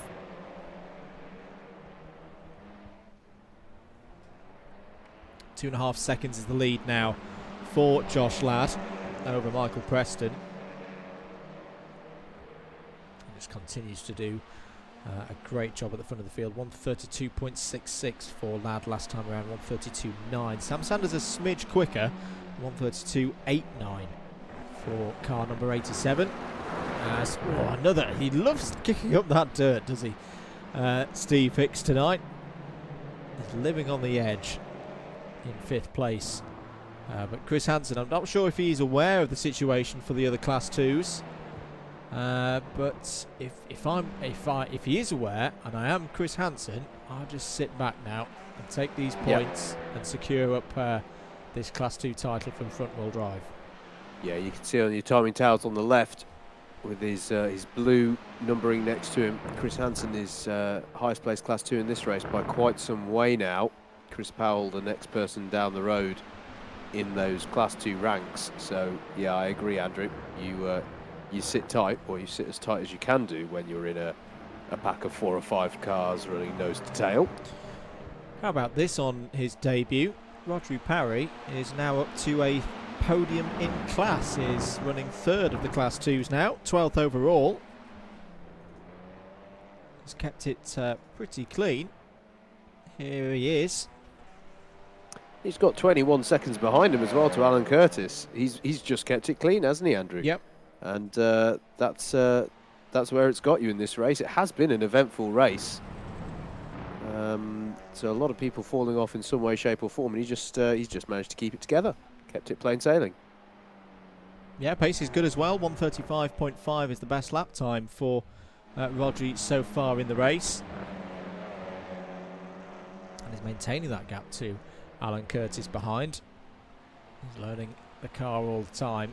You always say with your first year in sim racing, you get so many gains. It is very much like when drivers step up to Club 100 and outdoor karting for the first time. We are on the last lap though, Howard. Halfway round the lap is Josh Ladd. 2.6 seconds is his lead. Michael Preston in 2nd. Mike Hart has got through though into 3rd. So Mike Hart back onto the podium. Apologies, we missed the move, but has got past Sam Sanders there. Yeah, another strong move from Mike Hart. As Ben Pennyworth pushing hard on this lap to get onto the back of these drivers. As indeed Josh Ladd is just heading towards clearways now. Anything left on the table for these 5. Sanders very close to the back. Well, it's all to play for in the final race of the evening. Josh Ladd has had a tough night so far, but strikes back here in race 3. First race on the Grand Prix circuit. Takes race victory ahead of Michael Preston there in second place. Who's going to take third place? It is going to be Mike Hart. The front-wheel drive legend champion already confirmed. Another big score. Let the festivities begin, because it's Sam Sanders in 4th. Steve Hicks there in 5th place. Chris Hansen, we think, has wrapped up the Class 2 front-wheel drive honours there in 6th. 7th for Ben Bennyworth. Good drive there from Craig Brown in 8th. 9th place for Jack Jensen. 10th for JJ Aston. Just saw them coming over the line. It's going to be 11th place for Christopher Powell. And a couple more drivers to finish on the lead lap. It is going to be P3 in class for Audrey Parry on debut.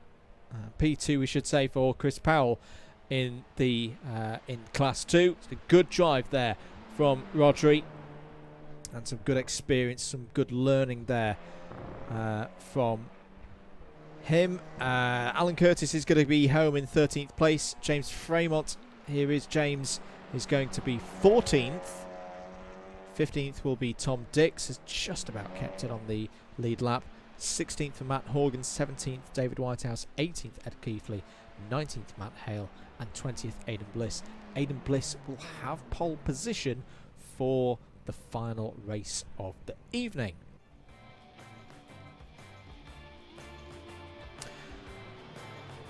Well, the Grand Prix circuit, I feel more of a tactical affair there, Howard, but very intriguing race.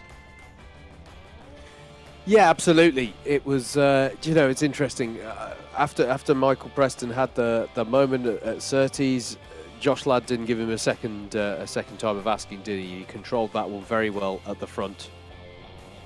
But yeah, a clean start, but otherwise there were a fair few incidents there, and I think there's a lot of drivers who want to see a slightly cleaner race in this final race of the round coming up next. Indeed, keep it locked here on the DDOM YouTube channel. If you're enjoying the coverage, do consider giving that subscribe button a click. We are getting ready though for the final race of the evening. The lights are coming on here. 1 light, 2 lights, 3 lights, 4 lights, 5 lights. Aidan Bliss has pole position. Can he get through lap number 1? It's a good start for Cardiff's Aidan Bliss. And here comes Ed Keithley as well, challenging for second place already. Into Paddock Hill Bend we go for the final time tonight on a first lap. Looking good as they go up to Druids. Matt Hale trying to go. Oh, and there Matt Hale down the inside. There's a bit of a punt on Aidan Bliss, who holds it well. Matt Hale takes the lead with a very touring car move there. David Whitehouse down the inside going for second place on Matt Horgan, and has got it if he can just get the exit right. Aidan Bliss fighting back, will have the inside line, and makes contact with David Whitehouse as they go into Surtees. He's off the track. Bliss back up to second. Whitehouse is going to tumble down the order all the way to 20th place. Again in the reverse grid race, Howard, it's all getting a little bit spicy out there. Yeah, absolutely. How does it go through this part of the lap as well? They're going almost 3 wide into Hawthorns, which is not something that one always says around Brands Hatch. Oh, and who's that off in the back? Sanders. That's a big hit. It's Sam Sanders as JJ Aston is off as well. That was a big impact for Sam Sanders. JJ Aston has got rolling again, but that will have been a bit of a high speed, high G impact into the wall as they went through Westfield. Everyone just trying to pick their way through. Have our key drivers in the championship got through it? Yeah, I can see Preston still running at Josh. This has been one of the things for Josh Ladd this season. He's so good at these reverse grid first laps and cutting his way through the order. This is why he is one of the top iRacing drivers in the country. He's had a brilliant 2021. Highlights include a top split win in the 24 Hours of Daytona earlier in the season. Yeah, absolutely. Absolutely.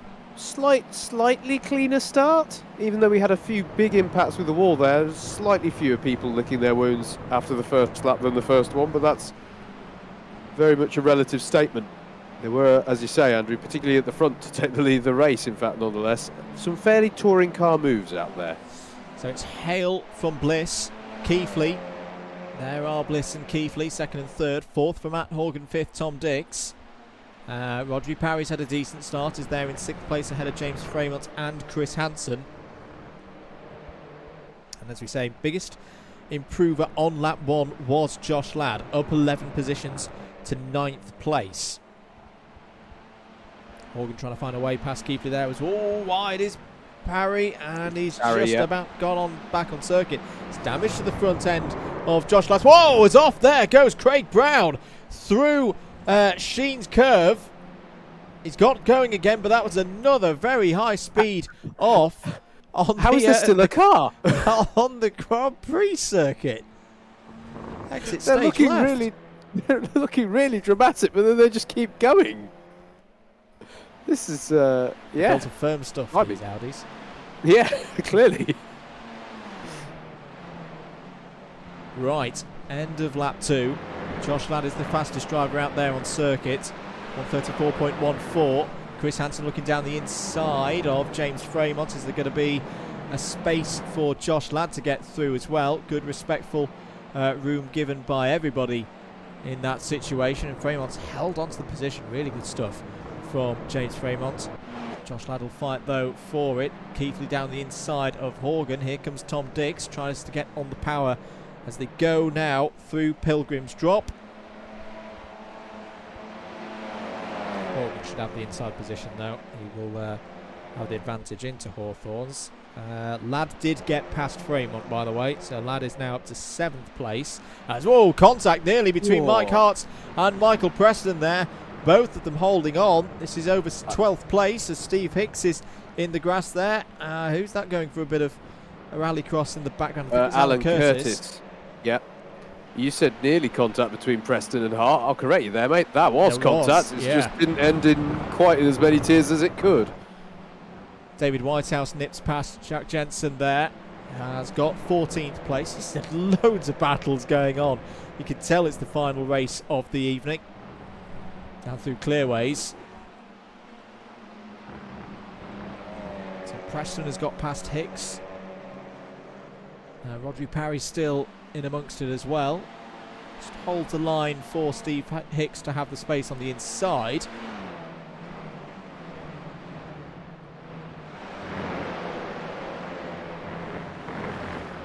Good stuff here in the Legends of Club 100 and BUKC iRacing Championship. Thank you for your support this evening.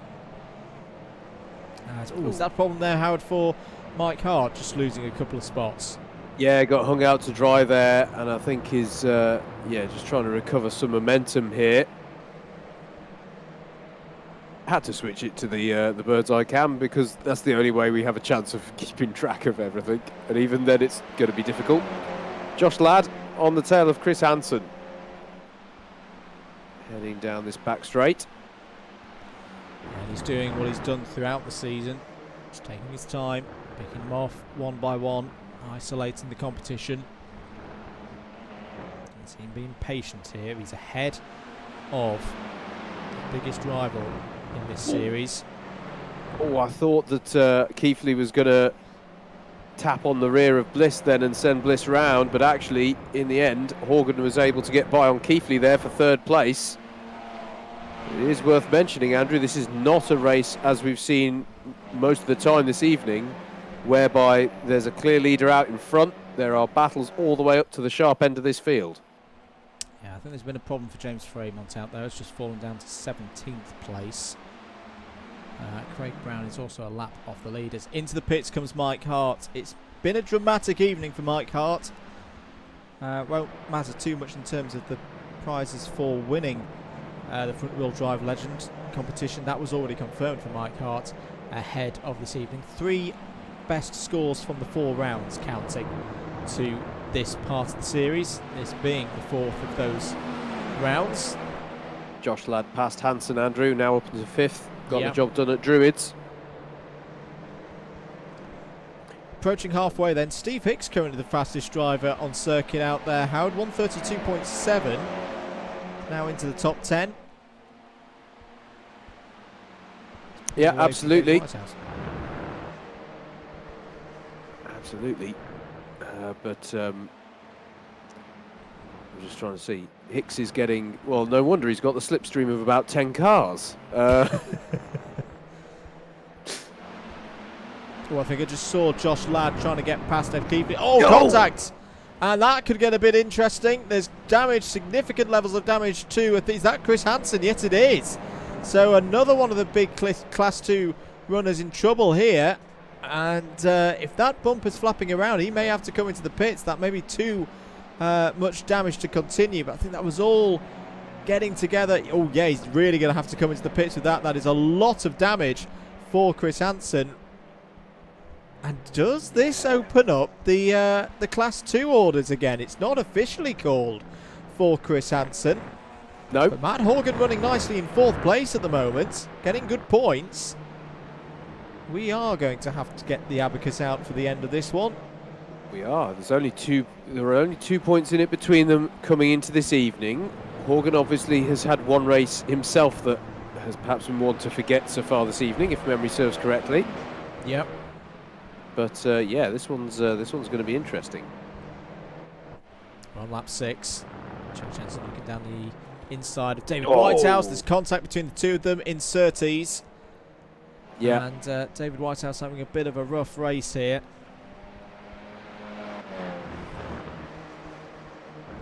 Back at the front of the field, Matt Hale continues to lead. We've not really talked about it. This is a brilliant run from Matt Hale. Well, it's been an evening of not really acknowledging our leaders, hasn't it? I mean, yeah, Matt Hale is driving brilliantly. But he's going to be... Oh, as he goes wide. He's going to go wide there out of Sheen Curve. He's taking shots from the DDMM commentator curse. Now, surely there's going to be some Cardiff team orders here. Aidan Bliss and Josh Ladd, both from the same BUKC stable of Cardiff University. I'm not quite sure what the Welsh for Aidan, Josh is faster than you is, but I imagine that is the message that Aidan's going to be receiving. However, he is challenging Matt Hale here for the lead. They're going to be side by side. Oh, out of the gravel there is Matt Hale. Can he get it back on circuit, back up the inside? Goes pretty much everybody, but Aidan Bliss back to the lead. Well, the two of them came to blows on lap number 1, and I wonder if that was on Aidan Bliss's mind. He was in no mood there to give any space to Matt Hale at all. Yeah, contact with Ben Bennyworth though, and that's caused everyone to check up behind them. Michael Preston is on the gain as a result of that. Problem for Aidan Bliss. He's fallen down to 3rd, and all of a sudden Josh Ladd is in the lead of this race. Didn't quite see how that happened, whether it was a mistake. Oh, as Aidan Bliss makes contact with Matt Hale again. It's definitely getting a bit spicy out there. It's proper touring car finale now, as Michael Preston hops down the inside, takes 4th place. He's just trying to pick his way through calmly, because now he can see his championship rival galloping away once again. It's Ladd from Horgan, Bliss, then Preston now in 4th. As big contact! And that's on Michael Preston in the gravel. He's done brilliantly to keep it out the wall, but has lost a lot of positions here. And is that a critical moment? Is that a big moment that we'll look back on in a week's time when we know which way this title is going? I've got to ask the question, Andrew. He was running alongside Aidan Bliss. For me, at my end, Bliss has been blinking ever so slightly on the occasion tonight. I wonder if that's the case for Michael and if that played a part at all. But that either way, that was an extremely costly moment for Preston. I was just thinking that in amongst all of the battling that was going on, out of all of this, we might get the very classic battle between Ladd and Preston at the front of this field, but not so. He's got it all to do now. On the tail of Christopher Powell for 10th place now. And he's not got a lot of time to do it. Only 4.5 laps or there or thereabouts as they sweep through Surtees and go towards Pilgrim's Drop. As I say, he's there in 11th. 10th ahead of him. But Josh Ladd now in the lead of this race ahead of Matt Horgan. We'll stay on the air until we've got confirmation of the scores. As, there we go. Matt Hale and Steve Hicks Side by side, still side by side as they go towards Sheens, and Hicks has now got the position. Good move. Boy, this has been a good race. A tense race. The kind of race that you always look forward to towards the end of a racing season, as everything is on the line. Aidan Bliss is in the pits. Aidan Bliss is in the pits. I wonder, is that a black flag? Is that a black flag for incident points for Aidan Bliss? That's the only reason I can think he'd be in the pits. There have been a few incidents involving the 024. Yeah, it's a drive-through. So that will drop Aidan Bliss back behind Michael Preston. That's a point for the Southampton driver. Here is Tom Dix and Ben Bennyworth. And again, Ben Bennyworth. He has been superb tonight. He's up in the top 5, fully deserves to be there. He's putting Tom Dix under pressure because he wants a place on the podium in this race. Yeah, absolutely. Absolutely. Move from Dix into Drews to get by, but by and large, I think it's been a really positive round for Bennyworth, as Keithley is all over the back of Matt Hale, heading through Hawthorne's here. Oh, and there's that Hale he's squirreling around a little bit for my money, Andrew. I thought he was going to have a moment going onto the grass there, although to be fair, you are always, almost by definition, pushing the limits of your car when going through this part of the lap. 3 laps to go after this one. To see Matt Horgan there ahead in second place. So at the moment, your C2 podium in this race, Horgan, Hale and Powell. Christopher Powell has had a really good couple of races here on the Grand Prix circuit. He's kept himself out of trouble. Ed Keithley has got past Matt Hale now, as Bennyworth, looking down the inside of Tom Dix, thinks better of it as they go into Paddock Hill Bend. Key thing for me here, Andrew, is that having gone down the order, Preston isn't making up ground here. He's made up one position, but that was as a result of Aidan Bliss going into the pit lane. As Alan Curtis gets all out of shape through Paddock Corner, it's going to allow Whitehouse and Fremont through, although he's going to fight back against Fremont, but he's going to be wide again through Druids, and JJ Aston and Mike Hart will both try and go to his inside, and there's a little clip there for Alan, just to sign off what's been a difficult few corners for him there. Yeah, and it's tricky with the grip in that region of the circuit. You get out wide, it's quite dusty out there, and you lose the ability to get the traction down. Oh dear, some Collins have been absolutely destroyed, and there's another one getting virtually destroyed by Mike Hart, side by side with Fremont. Someone's going to have to yield as they go into Hawthorne's here. Oh, Mike looking to the outside, and fair play to James Fremont, gives him space. Alan Curtis fighting back as well, sticking his nose up the inside, and he's obliged to be there. They're still, how are they all still on the circuit? I love the way you said someone's got to concede. No, apparently not. We're fine. No. And somehow nobody has gone to the Shadow Realm there. That's a miracle. That is a miracle on screen. We're about to go. Well, we're on the penultimate lap now. Tom Dix still holding on to third place. Steve Hicks is closing in though on this. Yep. Whilst these two have been fighting, the coffee blend has come right to the drinking point. As what's going on here? This is Mike Hart eventually getting past James Fremont and Alan Curtis. As Hicks down the inside of Bennyworth into Surtees. Can he hold the line and get the run out of Surtees' corner? Side by side, door panels banging into one another. If Bennyworth's got the speed though. Straight. Yeah. Yeah. Heading into Hawthorne's, and we saw last lap, Andrew, that I know it is Hicks who has to who pulls home the advantage in the end. I wondered if we were going to see a rerun of last lap with drivers hanging it side by side all the way through these right-handers, but it's gone the way of Hicks, and he's up into 4th place. Well, Josh Ladd is almost on to his final lap of the race. Here is his title rival at the back of this trio.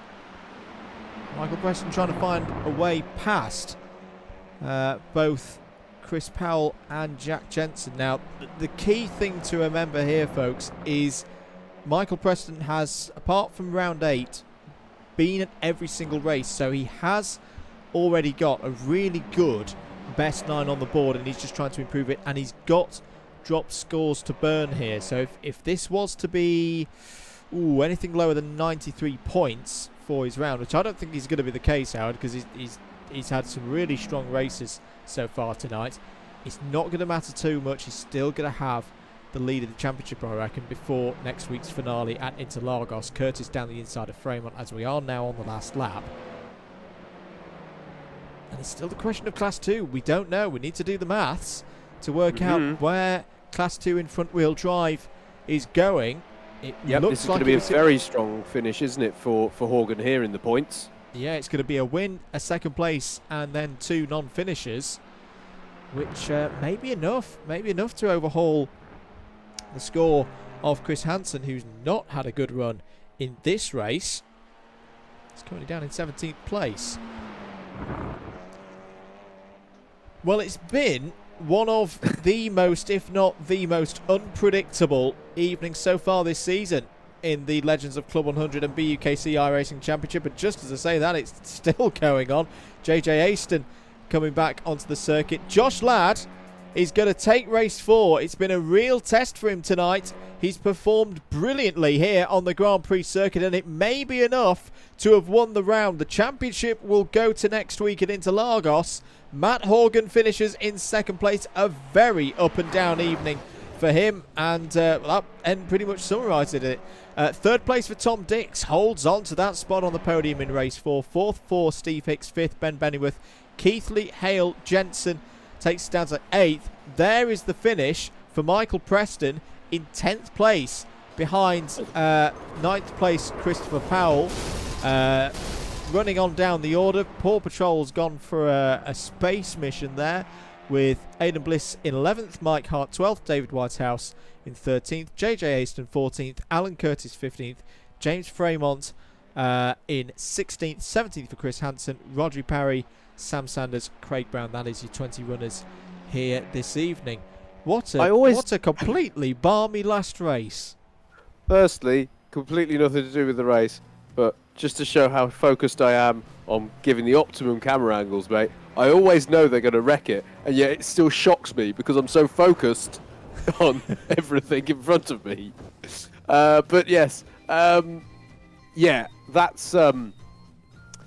I think once one picks it apart, mate, that's probably one of the races of the season in terms of the drama and some of the battles that we saw. There were a few incidents there. You know, I think there are some drivers who maybe are feeling a little bit aggrieved once all is said and done across the races tonight. In a way, that's the nature, not to make excuses, but in a way that's the nature of the beast to a certain extent when it comes to this kind of car and track combination. But at the same time, some absolutely superb battles tonight. Nose-to-tail action, side-by-side action through the outfield of the Grand Prix circuit. I mean, what more can you want than that? But yeah, will we look back on that moment for Michael Preston there when we come to the checkered flag at Interlagos in a week's time? And also, I have no idea who's won Class 2 in this mini championship. No, I don't either. I mean, we know it's going to be one of Matt Horgan, who finished that last race in second place, and Chris Hansen, who was there in 17th. But they've both had such mixed evenings, and they were very, very close at the start of the night. We'll keep on the air until we've got a at least provisional score from race control. Apologies, I know we've had a couple of technical issues tonight with YouTube's encoding and some skipping of frames. We'll look ahead. We'll look at that ahead of next week, and of course on Sunday when we'll be down at Bayford Meadows for the last round of this 2021 Club 100 Sprints Championship. We know where both of the C1 titles are going. Howard, lightweights to Jack O'Neill, heavyweights to Joe Holmes in what I don't think we mentioned 2 weeks ago on Sunday is a 5th top line championship trophy for Joe Holmes in the sprints. If you count back to the years where we had the Premier sprints before It was split into lightweights and heavyweights. An unbelievable run and a domination unlike we've ever seen before in Club 100. Yeah, absolutely fantastic achievement by Jack. It really is a testament to his fantastic driving, fantastic racing, and in what was a tough day as well in many ways at Lid in those obviously very changeable conditions. You really saw some of the a term that we tend to use in the BUKC, some of the big names on track really showed us what they were made of on that day, and yeah, absolutely mega achievement by Jack O'Neill to get, as you say, another top line trophy. We had a sort of change in format a few years ago, but no, brilliant campaign from him once again to take another title, and as you say, puts himself amongst the absolute best in Club 100 over the 3 decades that we've basically had of it. There are still plenty of other permutations to work themselves out for the Sprints Championships. Let's start with lights. You've still got second place still isn't decided between Ed Bars and Dan Healy. Great fight going on for a top 5, because the top 5 get major trophies at the awards ceremony later in the winter. Daz Teal on this incredible run, Howard, 2 A-final victories in a row. He hadn't won one for 18 months, all the way back to round 1 of the 2020 season. Do you think could he make it a hat trick at Bayford Meadows this weekend? Well, with streaming, so no, yeah, it's possible. It's possible, isn't it? Yeah, just out of nowhere. Well, sorry, it's not fair to say out of nowhere, but a definite turning up of the pace and the competitiveness there. And yeah, it's going to be interesting to see this sort of end of season burst of good fortune. Going to be interesting to see how he goes there. C2 title we already know is going to Peter Knight in lightweight sprints, but again, the second and third places in C2 still up for grabs. And Alistair Irvine trying to hold himself in the top 10 overall as well. He's currently on 1,212 points. He's got an 8-point advantage over Reese Pope behind him, and that's also another C2 runner. So he'll be wanting to try and hold on for that. We'll keep an eye on that battle. C3 we also know is already decided that's going to Samuel Essery. Let's cut on to the heavyweights. We've already spoken about Joe Holmes and the things that he's done this season. Anwar Barul-Smith and Matt Wildman, we should say they have both drivers stepped up this season. I think this is where Joe Holmes' victory is probably the most impressive, because those two drivers, they've improved so much in the last 12 months that Joe's had to step it up again. A fully deserving 1, 2, 3 in the heavyweights. Yeah, absolutely. By the way, I think did I switch between my Jacks and my Joes in my answer to your previous question? I think I'm sorry. I mean, both of them have achieved greatness. Let's not lie.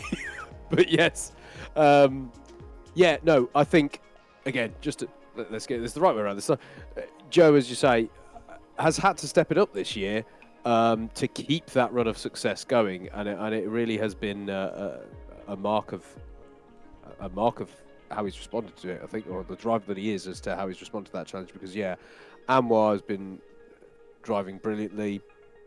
Matt Wildman, as you say, great season. So, and there's been really quite a body of strength. You know, when I'm looking at the championship table, Andrew, the how far down you can go on this table, and you're still seeing those podiums coming in heats, in finals. It really has been quite an open field in those heavyweight ranks. Adam Wright's there in 4th place on the heavyweights. If you're just joining us, welcome to a very impromptu DDMM podcast previewing the sprints finals for Club 100. Just whilst we're waiting on the scores for this evening's iRacing. Probably the battle I'm most looking forward to, though, Howard, on Sunday is the one in 5th place overall in heavyweights, but more crucially, I feel, for the win in C2. It's Alex Pritchard versus Richard Allen. Pritchard on 1,264 points as counting at the moment. Alan, 1,263. 1 point. 1 point over, what's that so far? 40 races so far this season. They've got 4 more between now and the end of the season. That really is one we can't call at the moment as to how that's going to go. And both of them 2 weekends ago at Lid were on top form. Yeah, absolutely. Getting themselves onto the overall podium within heavyweights, it's been super close between those two throughout the season today, and it's it's been if you're picking up the sort of different characters to the runs, there's been slightly more wins for Alex, whereas Richard Allen's had been a sort of king of the consistency in some respects. But they've both had a tremendous run, and no, at the moment you just can't call it at the moment between these two, and it's definitely going to be a story to watch in the heavyweights come Sunday. Of course, the heavyweights has the super heavyweights to deal with as well. That isn't done. You've got Lee Henderson currently on 1,041 points. Bill Taylor, who wasn't there at Lid, on 1,036. So it's between them. That's going to be a fascinating battle. And I feel if one of those drivers could get into the A final, even if it's towards 20th place in the A final, that could be a big move to getting hands on that particular trophy. Yeah, absolutely. We have some scores, ladies and gentlemen. We have some scores, and this is where I'm gonna. I need to delete this song. I don't like this one. There we go. Winner of round 12 with 388 points out of a possible 400 this evening was Josh Ladd. So Josh Ladd improves to 885 points for his best scoring 9. Second place tonight for Steve Hicks. So that moves into 876. We should also mention max possible for Hicks is 891. Now, here's the key one as it goes into the spreadsheet, folks. 97 points for Michael Preston. We have had a change of leader. Michael Preston does not have the lead of the championship, leaving Brands Hatch here tonight, because he's on 881. So Josh Ladd on 885, Michael Preston on 881, Steve Hicks on 876. Mathematically, all 3 of them still have a chance of this title. Great 4th place tonight goes to Ben Bennyworth. So 96 points for Ben Bennyworth. Further consolidates his score overall. 5th place for Chris Hansen. So Chris Hansen takes the win in C2. We already know that is a done deal for him in terms of the C2 title. 6th place for Mike Hart. 7th for Sam Sanders. 8th for Matt Horgan. Let's pop those numbers into, because we want to get up to the bottom of our battle in C2, don't we? So that's going to be a 95 for Chris Hansen. He finishes on 287 for Matt Horgan, and I'm trying to make sure that I get this right. Bear with me, folks. 198. Oh no, the screen's now gone off at my end. 98, 97, 96, 95, 94, 93, 92 points for Matt Horgan. Hansen is your winner. Chris Hansen wins it. 287 points across the front wheel drive mini series. Matt Horgan on 280. For what it's worth, the final score will be 293. In fact, tonight ended up as a dropped round for Mike Hart. Ben Bennyworth, as we say, finished on 97. He'll have scored fairly highly in all of this. 291 for Josh Ladd. Michael Preston finished on a 97. So in the end, very, very close in the front wheel drive legends across those 4 rounds. As we throw the numbers in, I've got it, Howard, looking at Mike Hart has already had it won before tonight, but finished on 293, 2 points ahead of Josh Ladd. And it all comes down to that first round for Josh Ladd, where he only scored 91 points from a possible 100. 3 points further ahead to Michael Preston. 1 point. Oh, Ben Bennyworth misses out on that podium in the front wheel drives by 1 point. Chris Hansen then winning in C2. It's been a very, very entertaining series. Yeah, absolutely. Really close run thing. I mean, we've seen from the nature of the racing tonight, haven't we? Just how close the front wheel drive action has been within Legends, and yeah, just goes to show quite how tight the scoring is. But I think it's been to sort of close out. I think or close out on front wheel drive action for the season.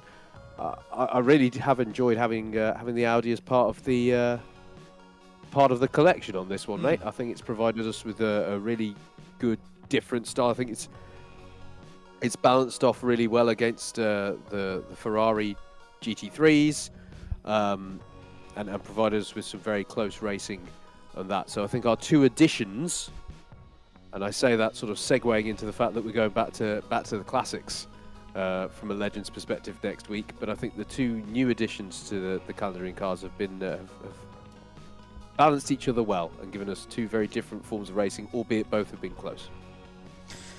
Well, there we go. That's all we've got time for here this evening. Thank you very much for watching. I hope you've enjoyed the stream. If you want to see more of this, we're back next week for the final round of this season. We'll be at Interlagos and we'll be back in the Mazda MX-5s. And yeah, we'll be here on Sunday as well for some comms box cam whilst we're down at Bayford Meadows. Do prioritise the Alpha live stream though. That's where we definitely want you to be watching as the sprint season comes to an end. Thank you very much for being here this evening. My name's been Andrew Mather. He's been Howard Mitchell. Together we are Double Dash Motorsport Media. This has been your DDMM YouTube channel. And we'll join you next week for the culmination of this, the 2021 Legends of Club 100 and BUKC iRacing Championship. Bye bye.